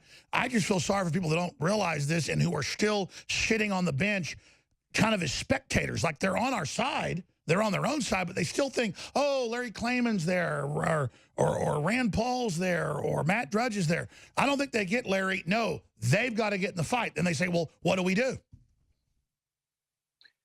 Well, Alex, you're right. And you know, I was saying before the election, you probably were too. I said, this thing's over, but for the grace of God. I don't see how God could allow Hillary Clinton to become president. He doesn't want to take this country down. So I believe that God had a big role to play. In fact, a major role in Trump's victory. I knew it in my gut Trump was going to win. I mean, because there's still people that love God in this country. Absolutely. And this is why we need to do everything we can to make sure he succeeds and that he's safe and that he's well. People make jokes about that, but there's no debate. He's an imperfect vessel. We all are. He was never a hypocrite. But Trump has 1 billion% been chosen and risen up. There's only one perfect deity, and that was Jesus, okay, and the Father. Everybody has their flaws, for sure. And that's what, of course, the NSA and the CIA and the FBI under Comey and Clapper and the rest of them are trying to do. They're trying to dig things up on the president. Whether he's done things in the past that he'd rather not do again is irrelevant. What he's done as president is remarkable in our lifetime. I'm surprised there isn't more dirt. I mean, he's like, there's really nothing there. No, there's nothing there. I mean, you know, I'm sure he regrets any relationships that he had with these women or whatever. But look, he did it before he was president. He didn't do it as president. But like King David, and I'm not defending it, but God said, man of his own heart, he killed his best friend in a fit of lust, but later repented, and God knew it was real. I mean, and they think we Christians are hypocrites. We're going to hate Trump. He's not perfect. He never said he was perfect. No, he didn't. And that's why, to get back to this concept of the citizens' grand jury, we need to take action now. We can't wait. You know, every day you watch on Fox News and others on the conservative side that, hey, there are more documents. Okay, who cares about more documents at this point? I care about action. You care about action. So we've got it all out. Come back and do 5 more minutes, because I want to get in as a lawyer, top constitutional lawyer, what they've done. Exactly. They illegally spied. They got caught. They lied to Congress. It's like if you catch a serial killer with 10 dead bodies in their backyard, start the indictments, even if you think there might be 200 more in the forest, is what you're saying. Absolutely. Yeah. I mean, that's it. I mean, we've got to do it now. We have no time to do it. All right, well, let's come back, and I'm going to let you get into what you think, citizen grand jury, how we set it up. I'd like to be involved. It just sounds like herding cats to me, but it needs to be done. I want to step up. I know now is the season, like the end of summer, the harvest. Now is maximum push. This is the time of change. This is the crossroads. Maximum push now, and the future will be determined by our actions. Constitutional lawyer, founder of Judicial Watch, Larry Klayman is our guest. He heads up freedomwatchusa.org. We'll open the phones up in the next segments, get a bunch of news haven't hit. You know, when I say this, that I'm not the toughest guy around. I mean, I don't claim I'm going to go win a UFC championship fighting match, but when I've gotten down and when I didn't start the fight and somebody was, you know, a couple guys would beat me up, slam my head into the ground in a parking lot, I'd black out and, you know, put them in the hospital. The cops would ask, how'd you do this, these guys? You guys weigh 250 pounds apiece. You know, one of them's basically getting ready to get put in the ground. I said, I don't know. They started hurting me. And so that's the equation here, is that the globalists, they seek power. Those of us that already have innate power with a connection to God, we've already got everything. So we just want to be normal people and live our lives and be left alone. Evil doesn't have it, so they're looking for it. The devil goes about roaring, seeing who he can devour. And it's so cut and dry with all these Hollywood directors and Hollywood producers being pedophiles and just all of it. It's everything I was told by all these old FBI agents and major generals and lieutenant generals when I was growing up. And I thought everybody was being exposed to all this. I thought everybody knew about this. But no, obviously people didn't know. And see, that's the problem. That's the point we've reached. So they're making their move on Trump because they had all these one-sided deals to bankrupt America so they could dictate the terms of our surrender. But Larry Klayman, who's defeated the NSA in court, nobody else has, and helped get, you know, the beginnings of the impeachment against you know, it's funny, the most successful people never get celebrated in the media. They're the loser. See, when you have the #1 show, you're the loser. When you have the success in court, you're the loser. Larry Klayman, you search his name, you know, it's just, that's the sign of success. So in the closing 8 minutes we have, Larry, I want to shut up and give you the floor. Citizen grand jury, you're trying to convene it either in Texas, Florida, or wherever. I might be able to work with you. We'll see about the funding and the issues and the hoops we go through, but it's definitely a winning scenario. One more, you know, arrow in our quiver here against these people. But then I wanted you to first talk about Robert Mueller and just all the things he's done and who this collection is and this cabal. And like you said, we've already caught him lying to Congress. We've already caught him illegally spying. They're discredited. So why does the president hold back?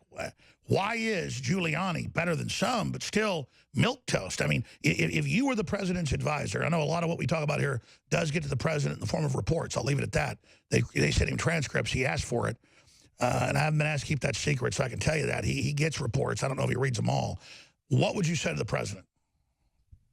First thing I would say is order the Department of Justice, because the president is technically the head of the Department of Justice. He's the head of the executive branch of government. Order them to start a grand jury with regard to Robert Mueller. Let's start investigating him. Order a grand jury with regard to Hillary Clinton and all of her scandals, and Bill Clinton. Same with Comey. Same with Brennan. Same with Clapper. And, of course, Obama, who was sitting on top of all of this, directing it. And by the way, how has he gotten paralyzed? Because that's the default thing to do. The president has been paralyzed because he's getting bad advice from his lawyers. Look, one of them, Jay Sekulow, is a nice guy. He's a friend. He's a religious rights lawyer. He's not a criminal defense lawyer. The other one, John Dowd, he was Republican establishment. He's now gone. Now you have Rudy Giuliani, who I think, you know, he was a good lawyer in his day, but he's a little bit over the hill right now. I mean, he's reportedly coming on sometimes on Hannity and having a few drinks. And he said some things that really got the president in trouble. And yeah, he keeps, exactly, yeah. He's promoting himself, in effect. I mean, this is a culmination of his career. We need someone who has only the president's interests at heart. And that's why, since the president's not doing it for himself, we have to do it for him, and we have to do it for the American people and for the nation. And we are doing, what we're proposing with these citizens' grand juries is to do what our founding fathers did, to control our own legal system. We'll come back this week or next week for a full hour on the mechanics and give me a blueprint. And we should talk off air, because I mean, I'm all about it, and I get it's constitutional and it's a great vehicle. But I agree with you. Like, go back to the biblical thing. Who was the guy at Jericho, couldn't hold his arms up, so the people did. We have to do that. We can't expect Trump to do it all, but he has them. I mean, talk as a lawyer, just what they've been caught doing, the deep state, Obama, Susan Rice. I mean, Trump has them by the short hairs. That's why they're so desperate to take him out, because they've already been caught so much. He has to move. He has them. He does have them, and he has the power, and he's got to use it. He's got to use it. He's got to take them out before they take him out. But since he's not doing that, we, the American people, have to rise up in his defense. And that's what we're doing, you and I and others, patriots. And you're right. You know, when you do that, you don't go on established cable networks. You have to talk to the American people directly. And that's why, if we do this together, Alex, citizens' grand juries, we're going to show the American people that they have the power, that it's not the people, the corrupt reestablishments of both political parties in Washington, D.C., or our corrupt judges on the bench. And most of them, frankly, are corrupt. The president was right when he makes those statements. First president in my lifetime who will call it like it is with regard to the federal judiciary. Most of them are political hacks. There are some good ones, but I've only met maybe 4 or 5 in my entire 41-year career. Well, take the lawsuits against me. I hired some of the top law firms, and they go and actually get the transcripts, and they go, yeah, you didn't say the things they're saying. These are fake lawsuits. They say they've never seen anything like this before. That's what I mean. The Democrats are doing stuff that's like never been done before. Well, and they've got these hack judges on the bench that have been appointed by Clinton and Obama. 90% of the judges on the bench are these very partisan political hacks. Look at what this judge, Amy Berman Jackson, is doing to Manafort in Washington, D.C. Put a gag order on him. That's unconstitutional. And let me ask you, as a constitutional lawyer, how do they say in the news last week, oh, we listened to his phone calls with his lawyers and people, and we know his defense, so he wants this court case first, so we don't want that court case first. He claims it's better for him, like it's dirty that something's a better position for him. I mean, it's so many levels. Like, I've been reading the news forever. You don't spy on people with their lawyers. Correct. And even the Reagan-appointed judge in Alexandria, Virginia, a trial is going to be starting in a few days against Manafort there. He made some statements that Mueller had exceeded his authority, but then he chickened out, okay, because he's part of the establishment, too. Why is everybody so afraid of Mueller? Because he has the power. And it's not just that they're afraid of him, is that there's this club in Washington. You know, when I ran for the U.S. Senate, I said, I don't want to be a member of the Senate club. I want to take a club to the Senate. You know, they all go to soirees in Georgetown. They have to be socially accepted into these circles. You can see Alan Dershowitz. So they're all runaway trains empowering each other and pissing in America's face. Yeah, they could care less about the president or the country. What they care about is enriching themselves. And then the love they show for each other is reflected narcissistic worship on how they're all in a cabal. And they are, in one manner, shape, or form. And I don't know of one congressman or senator, and I've spent time up there in the last few years, who are doing anything courageous. And when you see Bob Goodlatte of the Judiciary Committee, or Trey Gowdy, or others get on Fox News and talk, they're doing it for themselves. They're not doing it primarily for the country, because if they did, they would be doing what we're proposing to do, bring indictments, force indictments. Yeah, I don't get why they don't get the sense of the, because I'm a constitutionalist, I'm an individualist, but I get a collective. They always want to create a false collective where they tell you what the collective is. No, I'm a real collectivist in that I'm a free marketer. I'm all about individualism, but I believe in the individual sacrificing themselves for the greater good, but directing it themselves, not being directed by some commissar. Does that make sense, Larry? That's what we stand for as a country. Individual rights, civil rights, and it's right in the Declaration of Independence, we the people. It's in the Constitution, we the people. We are the people who are the deciders, in the words of George W. Bush in that movie by Oliver Stone. We're the deciders, okay, not them. And now we have to do it for ourselves. We cannot depend on them anymore. They're destroying. Well, listen, I'm intrigued, so we should talk soon. Let's talk today off air about trying to launch this. Larry Klayman, freedomwatchusa.org. Thank you so much. Thank you, Alice. God bless. That was powerful. All right, massive amounts of news. Your phone calls, I'll give the number out on the other side, newswars.com. They hope you don't spread that link. I'm going to open the phones up and take your calls in the next couple segments ahead of the next guest we've got coming on. The toll-free number to join us is 877-789-ALEX, 877-789-2539. 877-789-2539. We'll be taking your phone calls on all the things that are happening. I'm not in some, I want to make this totally clear. I'm not in some sycophantic cult because the golden toad, you know, has told me the great job I'm doing. I know the energy of the globalists and their whole system is against Trump. I know that immediately he's doing all the things I would do. And I know he's under 50 times the attack I'm under. And most people I know cannot handle the attacks I'm under. And I'm not acting like I'm Billy Badass here, because I realize the mission I'm following. And so I can hack it. Trump is one tough hombre. At 72 years old. I mean, that's one hell of a man right there. And compared to all these sellouts and all these traitors, I admire that. So I want to aspire, when I've run my course, to be able to kind of measure up with that. And everybody else just thinks you're going to measure up being a traitor. Like, Oh, I sold out real good. I screwed everybody over, man. I'm really powerful. You're not anything selling out to the system. The system has money machines that could put $1 billion in your bank account tomorrow. And you look at Bezos, and you look at Zuckerberg, and you look at Cook, and you look at all of these people, and it turns out that money's not even theirs. You really think Bill Gates runs jack diddly squat? They're front men. You think Soros is his own man? He's nothing but a deep state tentacle. So, make no mistake, this is history happening right now. And I've said this so many times, I'm going to say it again. During the break, I went back there, got a glass of water, went in the bathroom to shake off the lily. And it just hit me like, Alex, stop worrying about saving this planet. Stop worrying about even beating these people. You're going to beat them. But the big thing is getting your soul lined up with God. God loves you. You're good. You're trying to be good. People call it God-fearing. It just means being lined up with God, like feeling good. God's like, you're good. You feel good. You've got strength. You've got courage. Here, whatever level of strength you need, it's there. It's already there. And it's just that understanding that, but I'm scared for everybody else. They don't know how good God is. They don't know it's all waiting for them. They don't know it's all there. And it's like, we want to take all these people with us, but a lot of them don't want to come. And that's okay.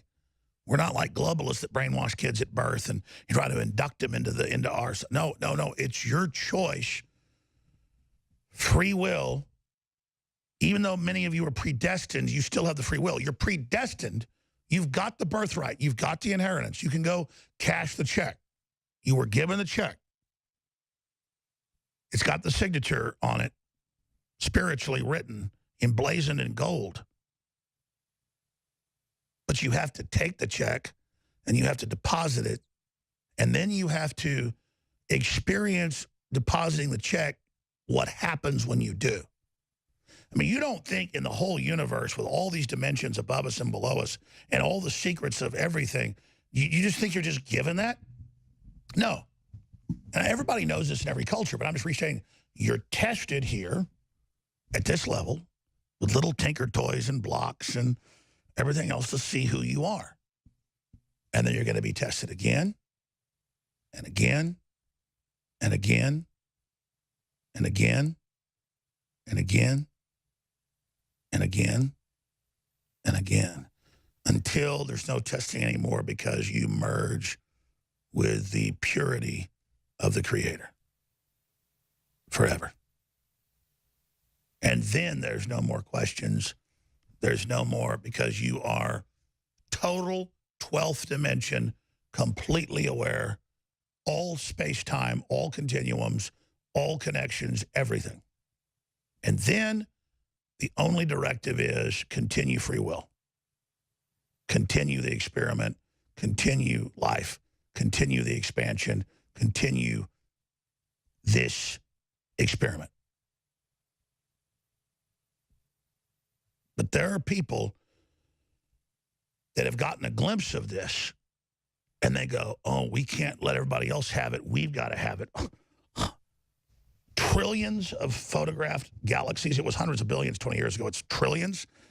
And you've got control freaks worried about dominating this planet or teaching your 5-year-old how to give blowjobs. Like, those people think they're going to go to the next level because they want to corrupt children. They're just like a poison designed to dampen down. People say, well, God's a sadist then. Why would... No. God loves us, but took the risk to give people free will. And you can't sit there and just say, I'm going to create robots. Robots are boring. But men and women, with the whole potential of the universe before them, they've got their problems. And, you know, a lot of the children die. A lot of the children are thrown into the flames because they chose to go that direction. If you read the Rime of the Ancient Mariner, you see the albatross flying around the boat, weeks out there with no water, because there's water everywhere, but not a drop to drink. I'm going to go to your phone calls here in about a minute. But I was thinking about the products we sell at InfoWarsStore.com. They're T-shirts that you might meet your best friend, your new wife, your new husband, or you might get stabbed or killed. I mean, they're powerful. Like, we sell T-shirts that might get your lunch bought for you or might get you killed.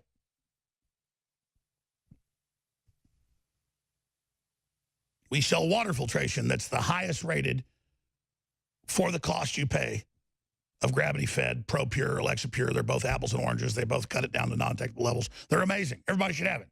Funds us, promotes freedom, helps you and your family. Number one thing out there you can mitigate is the toxins, the glyphosates, the 300-plus chemicals on average in the water. InfoWarsStore.com. Anything I sell is something I use and something I know is great. And that said, I remember, like I said, 5-6 years ago, my dad at my house, and it was like 9 at night. He was over there visiting, and I was drinking some red wine. He said, you know, you ought to cut back on drinking. And I said, Dad, I do it for energy. And he said, I know. He goes, you know, you have a sponsor that sells EFAs, fish oils. Do you know what they do? And I said, no, I heard they're good for you. I don't take them. He goes, take them. Don't drink alcohol. Take 3 of these pills. And I said, well, it says take 1. He goes, take 3. An hour later, it wasn't placebo. I was like, had all this energy. It was crazy. There's one thing I take every day, and that's fish oil. And so this has been a couple years in the making, because I wasn't just going to go out to one of the big suppliers, because it already cost a lot to have them do the process where it removes the mercury. I've got a big graph I'm going to show you tomorrow with all this.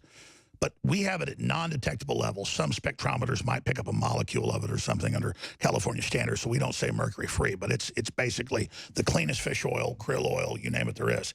Because, you know, we don't get it from tuna. We get it from small fish and things like that, so it doesn't bioaccumulate, and they have a program that extracts it out. But the point is that that's the only negative to fish oil and krill oil and things. We have stuff that from the top firms in the country, Ultimate Krill Oil, Honor Roll for your children, Ultimate Fish Oil, that are so game-changing, it's insane. I mean, these are big glass bottles with 2-month supplies for the price right below leading competitors. So this baby, let me just show you on TV right here. I'll do it right here. This baby's filled right to the top. Look at that. I mean, that's as strong as it gets, by the way, too. Look at those horse pills. That right there is liquid fuel for the brain, your heart, your whole body. That is magic right there. Look at those babies. You know anybody else got them that's orange like that? It took us years, because I said, I want the cleanest, strongest there is. Because I want to give you what I'm going to take. My children don't like the horse pills, so they're not going to be taking these. But you talk about something, X2 is the only thing that gives you the dramatic results that within just days that I've seen with these. And thank God my dad 5 years ago told me, son, you don't know about EFAs? Because they got them in their plant-derived too, and those are okay too. It's just that they're incredible. So, Ultimate Fish Oil, targeted release fish oil. It's got everything in it. This has got the stuff that's good for the heart and for the brain. Krill oil is a different formulation, but similar. It's excellent as well. But what matters is krill's so small that they still denature and try to get any mercury out, but when they test it, they can't find it anyway, so they still do the process because krill's so little that it doesn't bioaccumulate. This is clean, clean, clean. And then you've got Honor Roll. This is why it took us a couple years, because I could have instantly private labeled something. I said, no, I want all the oils that are known for the brain to be the very, very best, and I want it at a price way below anybody else, and I want it stronger, and I don't want any fillers. We have done it. Let me show you. Document cam shot, please. Bust the top of this open. This baby right here is the nuclear option. For your children, you name it. I mean, you want to give your children the boost they need. I mean, this is it, ladies and gentlemen. Just look at it. Just look, if you're a TV viewer, just look at that. Look at that. Everybody else is just like yellow or clear. That's because it's been denatured. It's been watered down. We didn't do that. No. You think I would metaphysically sell you something that isn't the very best I can get? I'd rather go to hell than do that. See, that's for me. You understand the selfishness of this?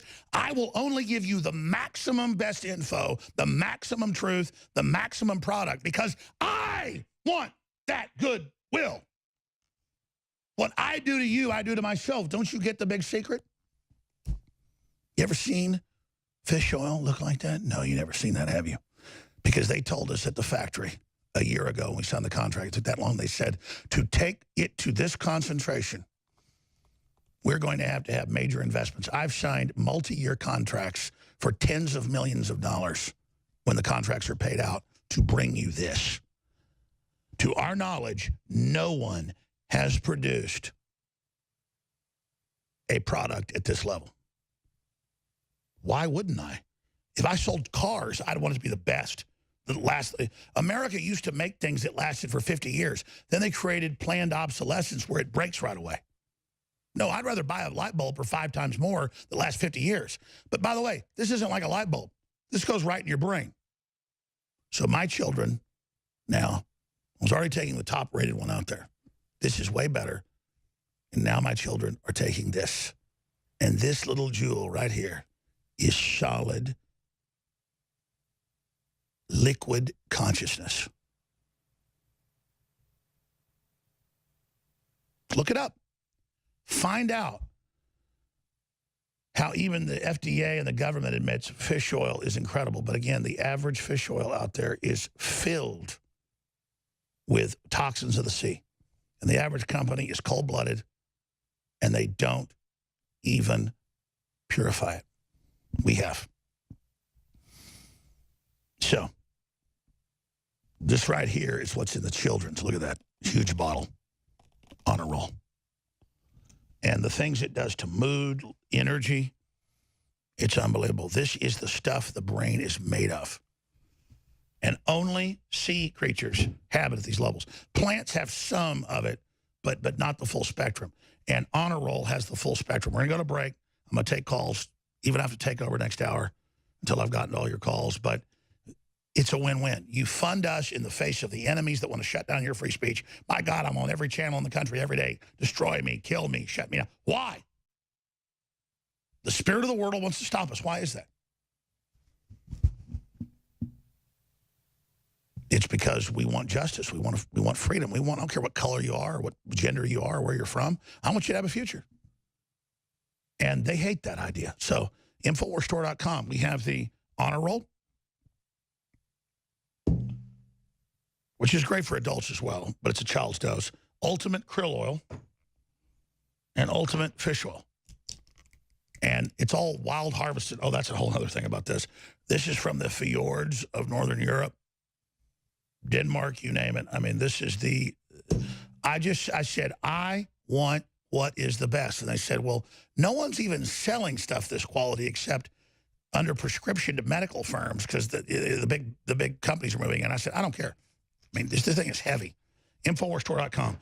The number one thing anybody can do for themselves is get X2, get the good iodine, and take good fish oil or krill oil. And we have come out with what we believe from our research is the best and helps fund the retaking of the whole system from the globalists so you can't lose. Just like our information is dynamite, so are our products, InfoWarsStore.com. We'll be back with your phone calls. So one of the crew made the point that I don't sell snake oil. Not really anything good comes from snakes unless you're getting the anti-venom and taking their venom and then giving it to somebody to build up a tolerance, titrate the dose. I don't sell snake oil. I sell fish oil. And some of the cleanest, most concentrated out there at InfoWarsStore.com. So find out about the benefits of fish oil, krill oil, and other things today. You know, I was reading about the whaling industry when I was reading some British wartime reports 20 years ago. I just found that fascinating. I got into British naval history for a while. I was reading some of the British Naval College memoirs and reports of captains, and it was this whole thing about spermaceti. There was like this compartment in sperm whales' heads when they go down 10,000 feet to kill giant squid, and they thought there was a lot of medical properties to that. Well, I don't know about spermaceti, but I do know about this, and we broke it down earlier. It's very interesting. Okay, we've got Brad, we've got Alex, we've got Rick, we've got Morton, we've got Pastor Sam, we've got Mark, we've got Zach, we've got Javon, we've got Dan, we've got George, we've got Maga, we've got Brandon. Right now, let's go to a caller in Mexico. Let's talk to Pastor Sam. Sam, thanks for calling. Day after day, we stuck, nor breath nor motion, as idle as a painted ship upon a painted ocean. I love it when you bring up the classics, Alex. I love them. That's the rhyme of the ancient mariner. I'm curious what's going to happen here with the Federal Reserve. This is affecting the whole world. I'm really glad the president has put it in the sights. I hope that he strikes some awesome blows there, because it's affecting many nations. I was looking up the exchange rate for Chile just last night, and if you look at this year's exchange rates, there's 2 downshifts in the Chilean peso, a peso which is really rather strong, and that's the 2 times that Jerome J. Johnson, Georgetown-educated Fed chairman, raised the interest rates, and their peso went down. Also, the Mexican peso and the Argentinian. Argentina may not survive another Fed rate increase. And we're really driving I mean, let's explain what you're saying. Trump pragmatically is trying to make deals that help everybody. He wants reciprocal trade. And if you even Zero Hedge an article on Monday saying that Trump is taking control of the Federal Reserve, the globalists, this is the most important thing I've said today, so I want everybody to listen carefully. I know everybody already knows this, but I want this to get out there. Everything I say is like already obvious. People go, okay, tell us something we didn't know. Well, your neighbor didn't know, so tell them. That's our biggest problem is I know this, you know this. You may be old, you may be young, you may be black, you may be Hispanic, you may be white. We're all humans. We already are tuned in because we already know what's going on. A lot of you know more than I do. Now, I'm not just say that. It's true. I'm blown away by our listeners when I run into them. They're so smart. The globalists aren't putting on an act that they don't like Trump. They are fundamentally freaking out and doing things that are killing Hollywood, killing the NFL, killing the globalists, killing the fake unions, killing their system because they're dying. So you just know somebody by their enemies. But yeah, Trump's trying to take control of the Federal Reserve. And he's like, listen, you had 8 years of Obama with no rate increases. You've had 5 rate increases with me. You guys gave the big banks unlimited free money. How about we give the public some? And they go, oh, inflation. He's like, we're not, and I agree with Trump, we're not getting out of this inflation. It may blow up later or whatever. He at least is trying to build some infrastructure, some respect, some jobs, some factories, so that when the devaluation comes, we at least have some type of industry. And so he's taking the best course out of a bunch of bad courses. And I haven't done a whole analysis of that yet, but I tried to fix the country. I tried to cut the spending. It's not going to happen. We have to get the Chi-Coms out of control of the country. We have to get the devil worshippers out of control of the churches, World Council of Churches. We have to get control of our children again. They say, oh, don't tell your kids what to do because they want to run your kids. We have to take control. That's the first thing in this emergency surgery. Then, as Ron Paul said, if he got elected president, it'd take 20 years to fix things. So don't, but then Ron Paul, who I still respect and love, and I really respect his son, still bitches when Trump doesn't do this or that. He can't do everything. And I'm just telling you, that's where I stand, Pastor Sam. Yes, yes, yes. And it's a global game of risk. There are all these nations that have resources, that have militaries, that have populations, 44 million in Argentina. Who are just people, the left's always trying to destabilize things to take control. It's hard to keep a country stabilized. Yes, and that's the thing, is civilization is like somebody in a cartoon balancing 100 plates and dishes. I appreciate your call. But see, they want that crisis to be the managers to take control. They don't want to build that big system going forward and turn you loose. So you made a great point there. God. I'll tell you a secret for people I know that know Trump and researching. He's extremely OCD. He's basically autistic. And he doesn't like not seeing people prosperous. He doesn't get off on seeing poor people. He doesn't like poverty. Trump is a romantic. I mean, they say Trump's crazy. He is completely crazy. And that he just is so positive. And that's why anybody that's actually been around Trump picks that up and gets it. And so I guess he is crazy.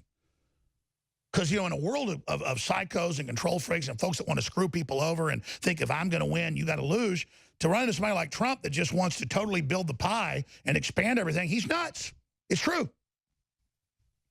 And that crazy person is kicking all of your asses right now.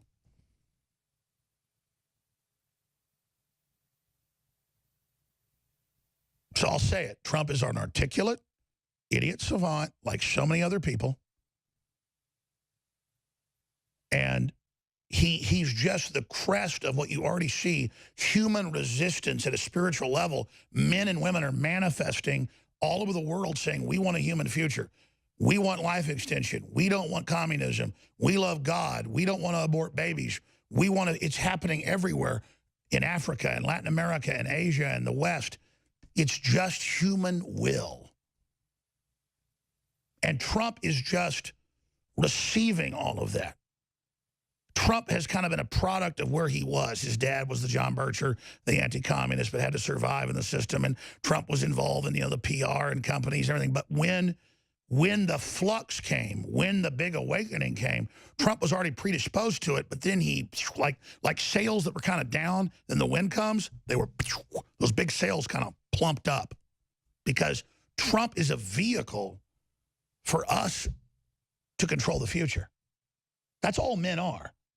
Great men are vehicles of the people. They're not in power. They're not dominating and controlling people. They're not looking down and trying to suppress people. They're big ships, big sails. That's a man. Like a little Papa Raccoon with 4 or 5 of his babies on his back. He's not thinking, man, I'm a big shot. I got these babies on my back. God, I could dump them off my back on this tree. I could starve them to death. He never thinks I'm in charge. He thinks I'm going to teach him how to go down to the water's edge and catch fish and crawfish. I'm going to teach him how to climb up the plum tree and eat plums. And then when I curl up and die, I don't die because they go on forever. And see, the Satanists, they miss that. They miss that thing about how we go on forever. They miss that connection of how we're all interconnected. And they know that we have that and they don't have that. So they create communism and socialism and collectivism to say, we're all interconnected and we're all collectivist and we're all tied together. And so you got to do what we say, but that's a centralized system. We're all tied together for what's better for the species and what's good for our children. We're not tied together by some directive out of some weird blue blood elitist system on CNN. And MSNBC was some Astor, you know, a guy worth $1 trillion. Oh, by the way, Anderson Cooper isn't worth $100 billion or $300 billion. I mean, he's like so rich you don't even know it. And what's he want? He wants to be on CNN and have you kiss his ass and tell you how bad America is and piss in your face. Because that's all that vampire's got. I took one phone call, and I got another. Who's co-host the next hour? Roger Stone's there, but I'm going to take over for 2 segments. Then I got to get a haircut. I'm going to take your calls. I promise when we come back, I'm going to go right to Alex and Brandon and Mega and George. Just make your 1-minute point. I got to move on. But they teach you your whole life there's nothing real and to be cynical. Because the truth is 99% of the universe is real. But reality doesn't throw itself in your face. It's just there. And it's that 1% of corruption that tries to interpose itself in front of your eyes like blinders, like VR goggles, and it wants you to be in its world because it's a failure. It's a virus. It's a lie. It's fallen. And all it wants to do is take you down with it forever. But I pledge my soul, my honor, my blood, everything towards human destiny. And you know what? At a very deep gut level, I know we've already won. The question is, how much pain do we go through before we realize it? All right, Brandon, 12 years old in Florida. Morton in Norway, we're going to go to you in order. Brandon, thanks for holding. You're a real trooper. 12 years old in Florida. Welcome to the airwaves. Thanks for calling. Hi, can you hear me? Go ahead. So I just wanted to get your 2 cents on how various groups like Democrats, liberals, the LGBTQ community, and along with David Hogg are trying to make Gen Z into like very big liberals and like extreme leftists. Sure. So you go to public school, private school. You're just saying that you're having this visited upon you, or where are you witnessing this? Well, it's actually in my schools. Is because I've noticed some classes where they would actually play like CNN, and then they would be like spoon feeding this narrative. Like Sure. That's been going on for 27 years. When I was a senior in high school, they put it in. CNN pays for the TVs and the cable, then they brainwash you first period, and then they have you write papers on it or discuss it. Yeah, well, it's actually, they have like this thing that's called CNN 10, where it's like for like students, and it's just basically like dumbed down. It's basically like regular CNN, but like dumbed down for Gen Z. Absolutely. No, I'm aware of what you're talking about. So what's it like? Well, because for an example, during it was the Trump and Kim Jong-un summit, they were basically saying how like horrible it is, and then people were going around like criticizing Donald Trump, and then with even earlier with the DACA, that everyone was outraged. So yeah. I'm aware of that. The public schools are giant brainwashing centers in most cases, and people should be aware of it. They should be blocking it. How many students would you say are buying into the propaganda, Brandon? Probably 60. Well, it's your right to speak out against it and point out that CNN is an anti-American globalist organization. And I have tried to email my teachers, and they haven't done anything about it. And I actually even gave a speech for in one of my classes, and it was basically my experience with the 2016 election, and I guess it really opened up some people's minds, because a lot of people were... I tell you what, Brandon, I'm going to put you on hold. I want to get you on for a guest this week for 30 minutes. And I want to talk to your parents first before you do it, but I believe you're a student, you believe you're 12. But I'd like if we can talk about who you are. I'd like to actually make this public. We put you on hold, get your name and number, we talk to your parents. We're going to come back with more calls in 60 seconds. Spread the links. This is History Happening. I do intend to try to make callers a bigger part of the broadcast. I was thinking about my first 5 years on air. I mainly took calls. And I hardly do these days, but we're getting better at it. So Roger Stone's coming up in 10 minutes. I'm taking your calls right now. What an amazing call from a 12-year-old in Florida. If you just joined us, talking about how they're being brainwashed by anti-American, anti-Trump, anti-gun, cisgender BS. And they go, oh, my God, you're against a tranny or whatever. I'm a libertarian. I don't care if it's heterosexual, homosexual, whatever it is. Don't teach kids. Good Lord, God almighty. Amazing. Right now, let's go to Morton in Norway. I didn't even notice they were calling from Norway. Thanks for holding. Morton, you're on the air. Thank you so much for calling in. Hi, Alex. How are you? I'm good, brother. Good to talk to you. Oh, sorry, my dogs. Gotta love those little goodies, those little doggies. Yeah, 3 of them, 3 small ones. Just saying hello, then I start barking. Yeah, I was calling to hear how you're doing with the warehouse situation in Europe. How am I doing with what in Europe? You've been talking a little about establishing a warehouse in Europe. It's funny you say that. I had meetings with some very prominent people from Europe just 2 days ago on Monday about plans to try to launch something in Europe. And we don't know if we're going to put the InfoWars name on it or whether we're going to have it be something else, but we're trying to make a major venture, and obviously products then will fund our military operations politically. And so we do need to be resupplied via the free market system. And so the first thing we're doing is looking at capitalization for a major retaking, a D-Day invasion of Europe. That sounds good. We need to wake up over here. Brother, we know people are ready, and we understand you're under an electronic Berlin Wall, so we are preparing a limited invasion force, but we are definitely going to be hitting the beaches very soon. Just as a final, I've tried sending you my resume. If you needed any skills, send it to Dan Lyman. Send it to Dan Lyman at EuropeWars.com. I've only got money to hire maybe 15, 20 people. I want to hire 10,000. But send your stuff to Dan Lyman. He heads up the new Europe division. We got a UK division about to fire up like 6 people.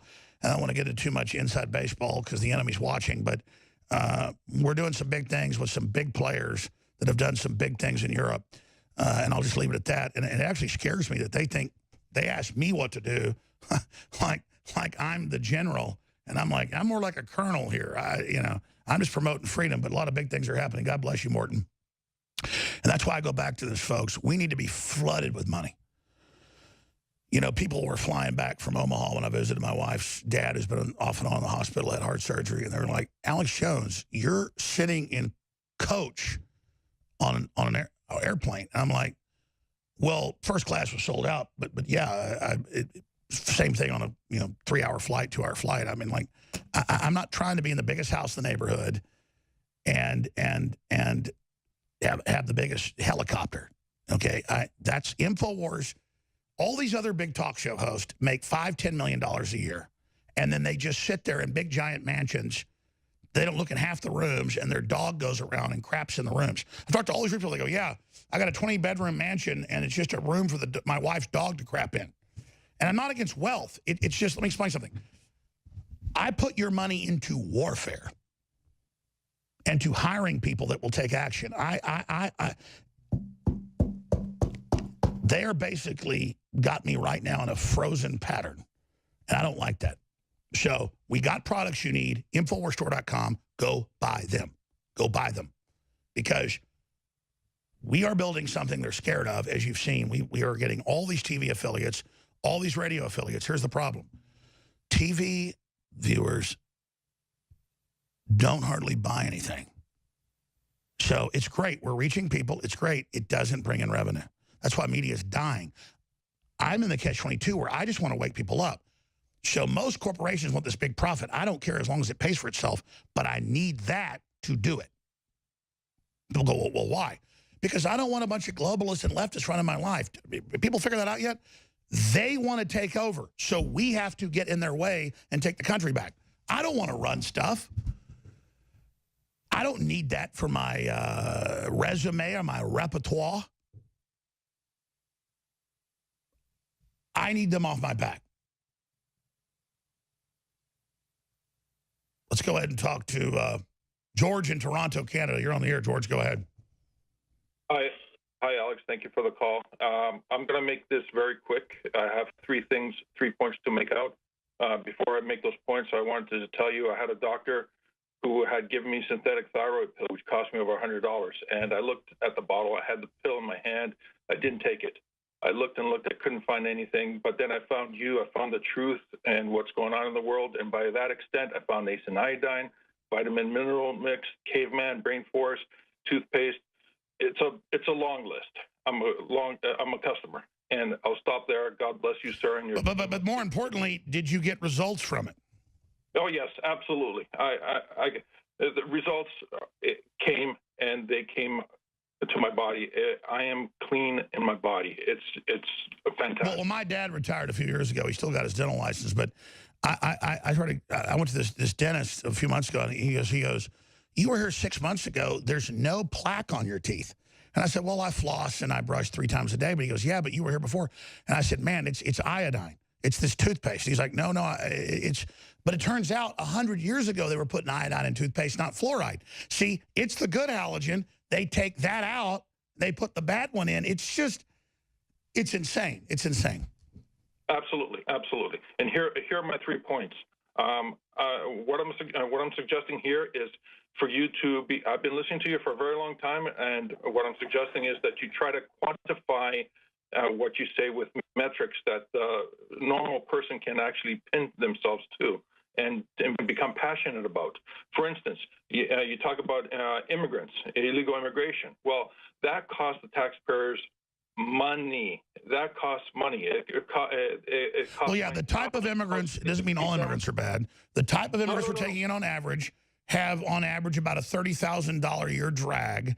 And then it shows 90%, whether it's Europe or the U.S., never get out of it because it's designed to create a false client state.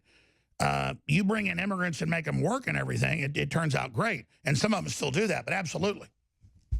we're talking about immigrants who are not economically viable into the country, and the swarm of non-economic viable immigrants will cause taxes to go up. So well, absolutely, they are. The third world is exporting its losers to us. That doesn't mean there aren't some great people coming in. You know, I mean, how we had interns here 3 years ago from Mexico. They're here legally, and now they're like running whole shows and doing a great job. I don't care if you're a woman, Hispanic, white, black. You do a great job. I love you. You know, it's like I said, I'll go to your restaurant as long as the food tastes good. But, you know, you're absolutely right, sir. You're right. Question to ask your audience is the quantifiable question is, do you want your taxes to go up? No, then stop illegal immigration. The next point is socialism. Well, socialism, free schools, free housing, free health care, all paid by the government. It's a designed program to bankrupt the country because the big banks are tax exempt offshore. They wouldn't do that if they were under the same rules, and that's what Trump's doing. He's saying, if you want to do all this to America one-sided, we're doing it to you. They're like, oh, God, you're a Nazi. But notice just a little bit, the country's coming back. God bless you. Great point, George. By the way, I asked Drudge here live on air. I didn't call him. I didn't text message him. I said, Drudge, you're the only one, Obi-Wan Kenobi. You're our only hope. Last time YouTube took us down and lied about us, you exposed it, became a national news story. Now they've said 5 videos have been taken down. We're appealing them. If we fail the appeals, 5 torpedoes, 3 we're down. So the site with billions of views, which is a test case, for us showing Trump's speech of the snake. See, they want to de-amplify Trump. That has been taken down. We're facing the end of the YouTube channel. People say, okay, well, don't be on YouTube. They're already trying to get rid of our credit card processing. They already banned us on YouTube advertising. Okay, I mean, here's the deal. I'm not an SJW, so I don't whine and bitch, but man, they have knocked knots on my head. Let me tell you that. We'll come back with Roger Stone, but that story's on DrudgeReport.com. Thank you, Matt Drudge. All right, we're going in through the outdoor. Roger Stone's taking over right now. Sorry to the other callers. Everybody holding gets a free T-shirt of their choice from InfoWarsStore.com, so that's hard for the crew, but get all their names and numbers. Free T-shirt, InfoWarsStore.com for all those listeners. Roger Stone's taking over right now, and I got to get a haircut, so I'm going to leave right now, but listen to him, obviously riveted. He's got huge breaking news, but he was the wingman for Trump for 40 years off and on when Trump wasn't married. He knows a lot of the Trump secrets. None of it's bad. In fact, he wishes Trump would go public with it, but Trump won't, so we honor all that.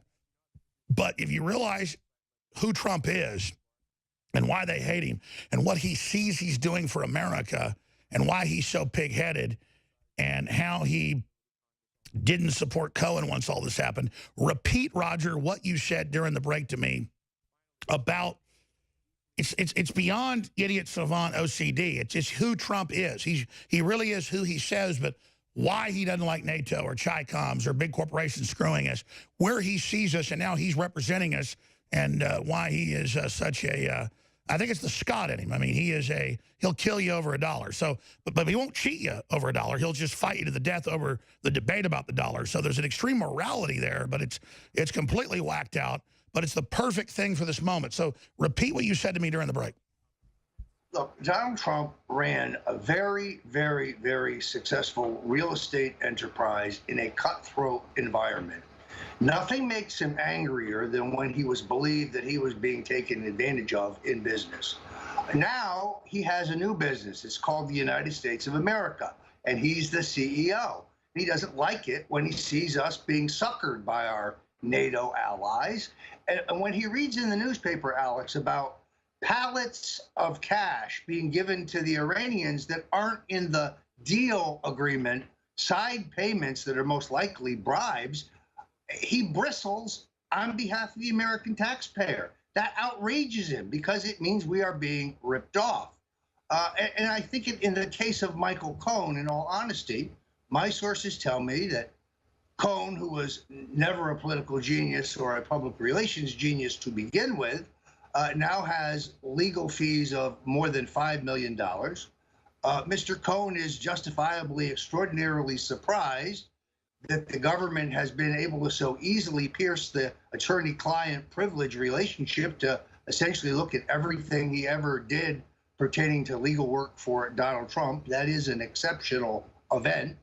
The Trump, because Cohen never worked for the campaign, he's ineligible to receive the assistance of his trust that was put together to pay legal fees for some of those who are being investigated.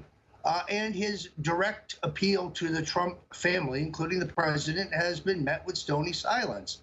They're not writing any checks to pay his legal bills, and therefore he's gone rogue. He's gone completely rogue, and it's out of anger that he's doing so. Explains why he would team up with Lanny Davis. Now, Lanny Davis is a nice enough fella. I met him in the green room. He has far-out Clinton apologist views. He's a talking head for the deep state Democrat combine. He's most certainly not an experienced criminal lawyer, the kind of lawyer you need if you're Michael Cohen. He's more of a public relations spokesperson, and of course a loyalist to the Clintons, which has to give people pause. What does Michael Cohen know? Who knows? What does Michael Cohen have? We don't know. The one tape I've heard, I don't hear the president saying anything inappropriate, but the entire matter is a sideshow. It just occurs to me that in this prosecution, that Mr. Cohen is potentially one of the time bombs that perhaps Mr. Mueller will be able to mine, although it's important to recognize that he kicked the case over to the Southern District of New York for prosecution. The Stormy Daniels matter, oddly enough, seems, while it is ubiquitous in terms of its media coverage, the evidence of the president's unwavering support among evangelical Christian voters continues. So the voters that you would think would be most adverse to this adulterous or extracurricular activity don't seem to be concerned about it. In the meantime, we're going to focus in on the situation surrounding Julian Assange. My own contacts tell me that plans are now in the place between the Ecuadorian intelligence service and the British government, and most likely the United States, to extract Assange and remand him to incarceration in the UK as a first step. Now, the charges pending against him in the United Kingdom are de minimis. They're essentially bail jumping. And it is thought that he will be extradited to the United States for trial. For some unknown reasons, Jeff Sessions is cackling about this online, about how prosecuting Assange is his highest single priority, which is deeply, deeply disturbing. I am one who believes this whole thing can backfire badly on the deep state and those who have continued to lie about the fact that Assange is a Russian media asset. He is not, and there is no evidence to that effect other than your assessment, and your assessment is phony, Mr. Brennan. So Assange could come here with the evidence that proves exactly how the DNC material, or the emails that are so iconic now, was obtained. And he would have intimate knowledge of whether that information came as the result of a Russian hack, which he has publicly denied, or not. That's quite a card to play, given the clash that's going on in the country over this question. The indictment announced by Rod Rosenstein was meant to prop up their whole sagging narrative of Russian collusion and this fairy tale that they continue to tell without evidence. I, of course, get tied in because of a benign conversation with Guccifer 2.0 on Twitter direct message, but it happens long after the obtaining, at a minimum, of the DNC documents and the time they're published at WikiLeaks. Innocuous, but it's the smear. You see, it allows them to say, Trump associate met with Russian hacker. Of course, it should say alleged Russian hacker. You're here on the Alex Jones Show. It's a good time to remind you that we are kept afloat only by your loyal patronage. What Alex Jones said earlier is absolutely right. He plows every penny back into the expansion and the support and the advancement of InfoWars. And that's why we need you to go to the site now. If you're not in the market for one of our greatest nutraceuticals, please consider a contribution. $25, $50, $100, $250, or even $500 would be a godsend to our important work here to beat back the globalists and to destroy their campaign of censorship in which they want to strangle our First Amendment rights. You can also grab a copy of Stone's Rules. You'll love it. We're at the Alex Jones show, and it was interesting, the public reaction when I recorded a quick video in support of Brandon Straka and his all-important walk-away movement. Can we roll that? This is Roger Stone with InfoWars, with a shout-out for Brandon Straka of the Walkaway movement. Your courageous action has helped educate millions as they turn away from the darkness and move towards the light. Hashtag walkaway. Other than pointing out that extraordinarily tasty pocket square, one of the many comments that I got was that it appeared like I was auditioning for a role in the next remake of Dick Tracy. That's why I chose to wear this hat today, which is the true Dick Tracy hat.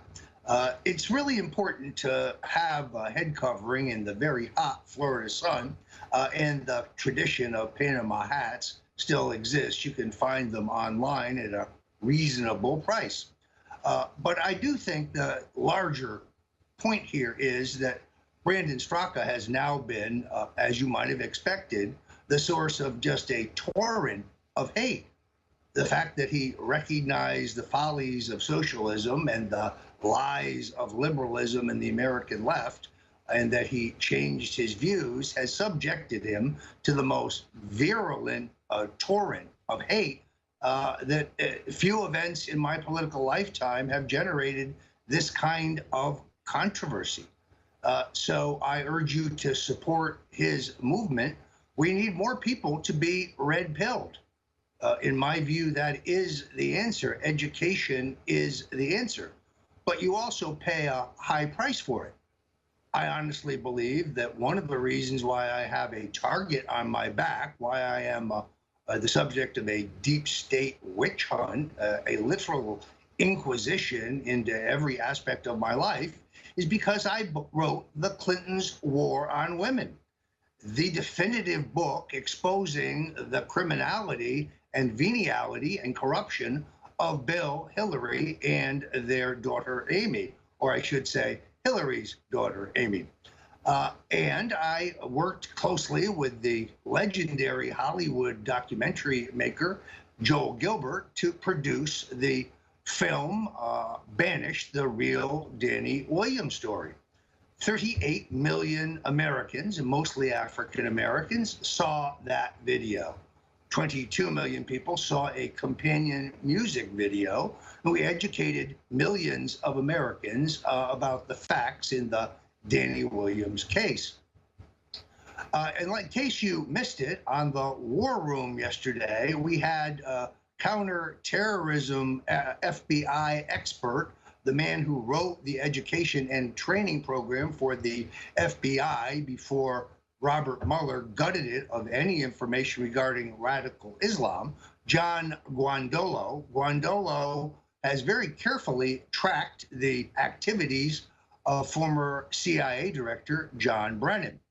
When I said on InfoWars that Brennan had been an active supporter of the Communist Party candidate for president in 1976, Snopes said on Facebook that this was found false. Yet, with a little cursory search, you can find an interview with New York Magazine in which this psychopath Brennan says it himself and admits that he skirted questions about his actual membership in the Communist Party. So, Snopes, people have figured out you're just a fat guy with Coke bottle glasses. You don't know what's right or wrong. You are just paid to further their narrative. John Brennan's flirtation with communism is, in fact, accurate. But what Guandolo told us yesterday was even more dramatic, and that is that at the highest levels of our intelligence agencies in Saudi there was the widespread knowledge that not only had Brennan converted to radical Islam, but he essentially taken his oath in the presence of Saudi intelligence, which makes it appear that he was recruited during this time. When he was sworn in as CIA director, he refused to be sworn on a Bible. I think it tells us everything we need to know. Now the mainstream media has completely flipped out because the president wants to strip Clapper and Brennan of their security clearances, calling it retaliation. No, I call what they're doing sedition. Use of classified information for political purposes when they have no authority to use it at all. The sooner the president cuts these criminals off, the better off we are going to be. Kudos to Senator Rand Paul, who every day impresses me more and more as a fighter who will stand up for America.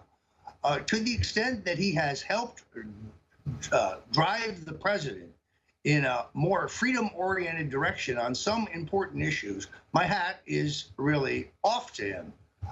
He has now got to persuade the president of the single greatest challenge that we face. They intend to kneecap us in social media. They intend to destroy our fingerprint, to remove us from YouTube, from Facebook, from Google, from Twitter, from any large publicly trafficked email access. It is a way to end the movement that started with Donald Trump's election in 2016.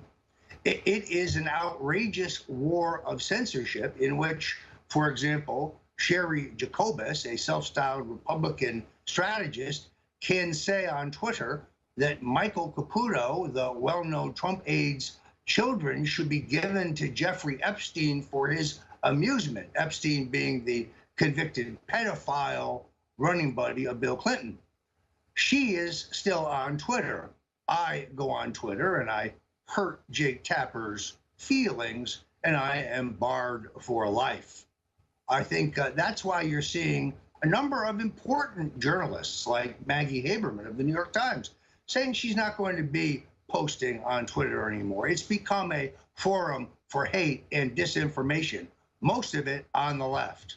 I'm so tired of being threatened on Twitter by twits, but it continues to this day. Threats against my wife, my family, my children, my grandchildren, even threats against my dog. So I'm still standing in the crosshairs of a judicial juggernaut as Robert Mueller roots around trying hopelessly to find evidence of Russian collusion, WikiLeaks collaboration, or advanced knowledge of John Podesta's deeply incriminating emails. There is nothing to find. You're on the Alex Jones Show. Please take a moment and head to the Infowars.com store because we need your support as never before. When Alex Jones talks about the war of censorship and the mega expensive harassment lawsuits put together him by these snotty Ivy League law firms, which have no basis in fact or truth, which distort the things that Alex Jones has actually said, have accused him of actions that he never took.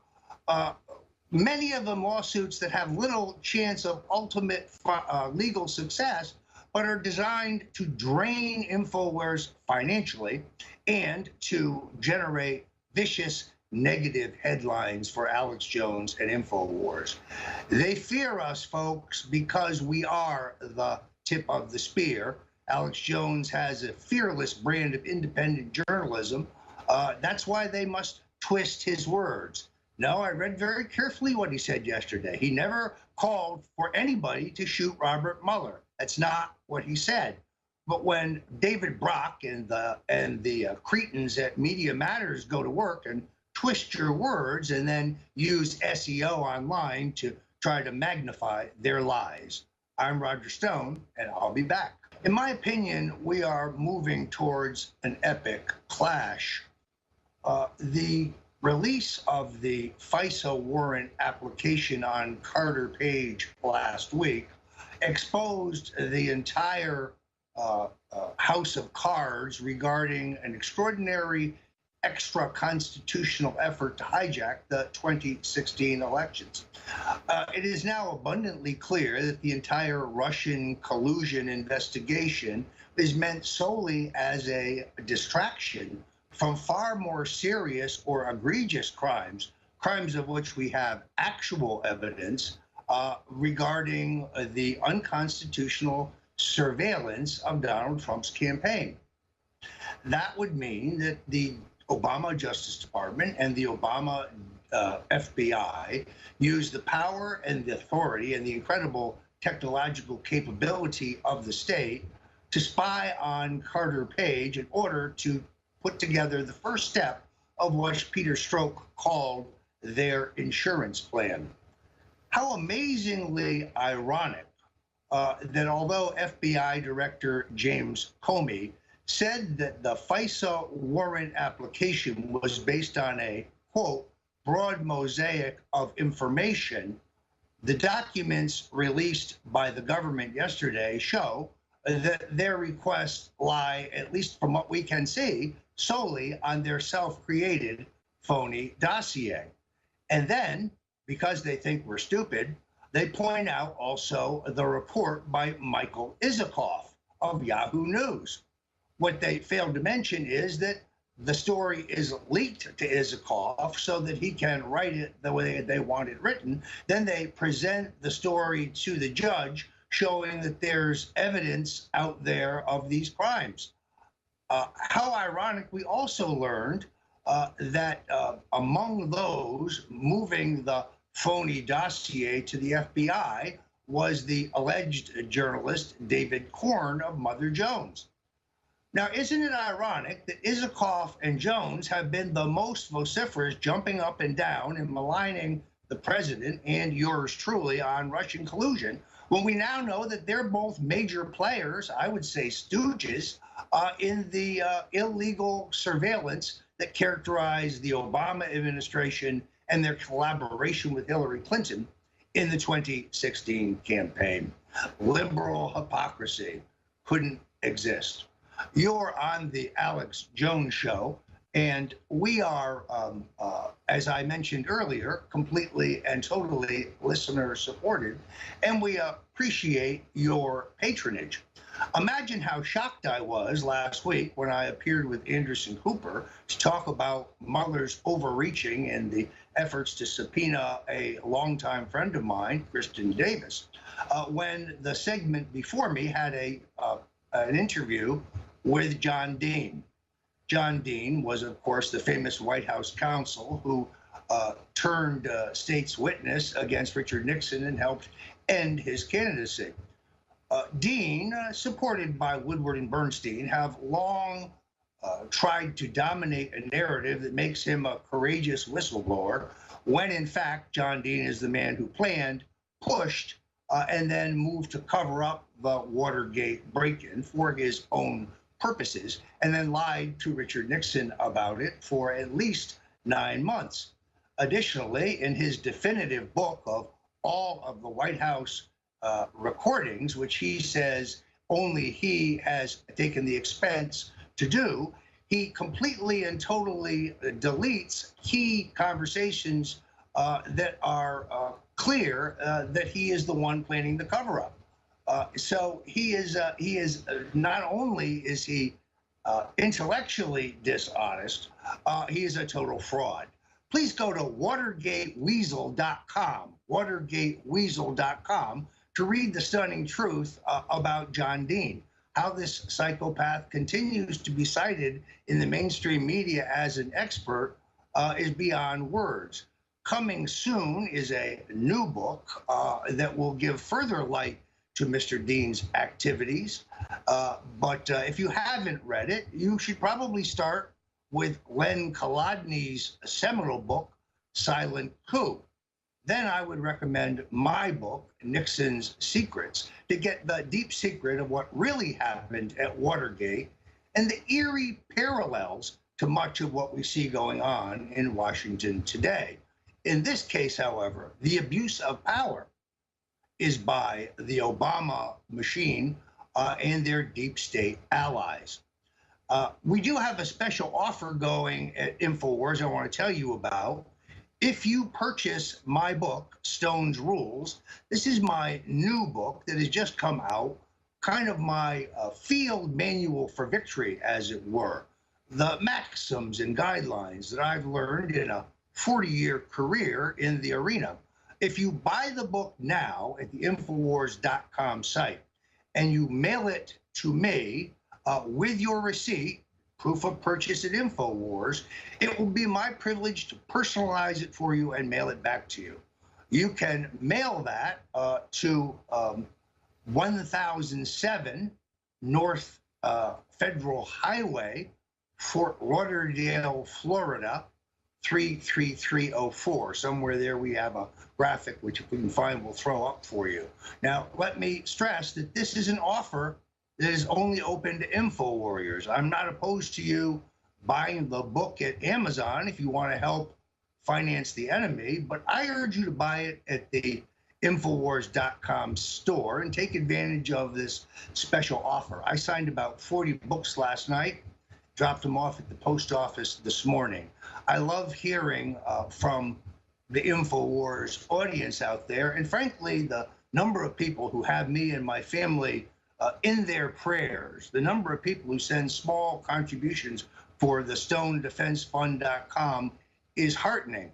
There are literally millions of Americans praying for us as we face an onslaught from Robert Mueller and his band of legal thugs who have no oversight from the Congress or the executive and who seem to believe that they can root around in anybody's stuff. This investigation is supposed to be about Russian collusion, but the law that governs special counsels and holds them to a more narrow focus has expired. And therefore, Mr. Mueller can investigate anything he wants as long as Rod Rosenstein, his co-conspirator, says that he can. This is a constitutional outrage, but it's only step one in a plan to take down a fish much bigger than Paul Manafort or even Roger Stone. That fish would be Donald J. Trump. Trump's commitment to American sovereignty and American exceptionalism and revitalizing America's economy deeply threatens the Bush-Clinton crime machine, the two-party duopoly that has run this country into the ground. That's why InfoWars so scares them, because we are the voice of that revolution, and we are calling out the neocons, calling out the two-party duopoly that have come to, that have brought this country to the cusp of disaster. No one else does what we do here at InfoWars, folks. There's great programming at Fox. I love Tucker Carlson, Sean Hannity, Laura Ingraham, Judge Andrew Napolitano, and others. But other than the hardy band of conservatives at Fox who are trying to fend off the Murdoch-led reforms, we are the voice of freedom. We are at the tip of the spear. And that's why Alex Jones has a big, fat target on his back. It's why he's being smeared. It's why he's being sued. It's why we need your support today. Clearly, we have all the incoming we can handle, whether it's the StoneDefenseFund.com or giving a contribution at the InfoWars site. We need your help today. God bless you for joining us on the Alex Jones Show. Victor.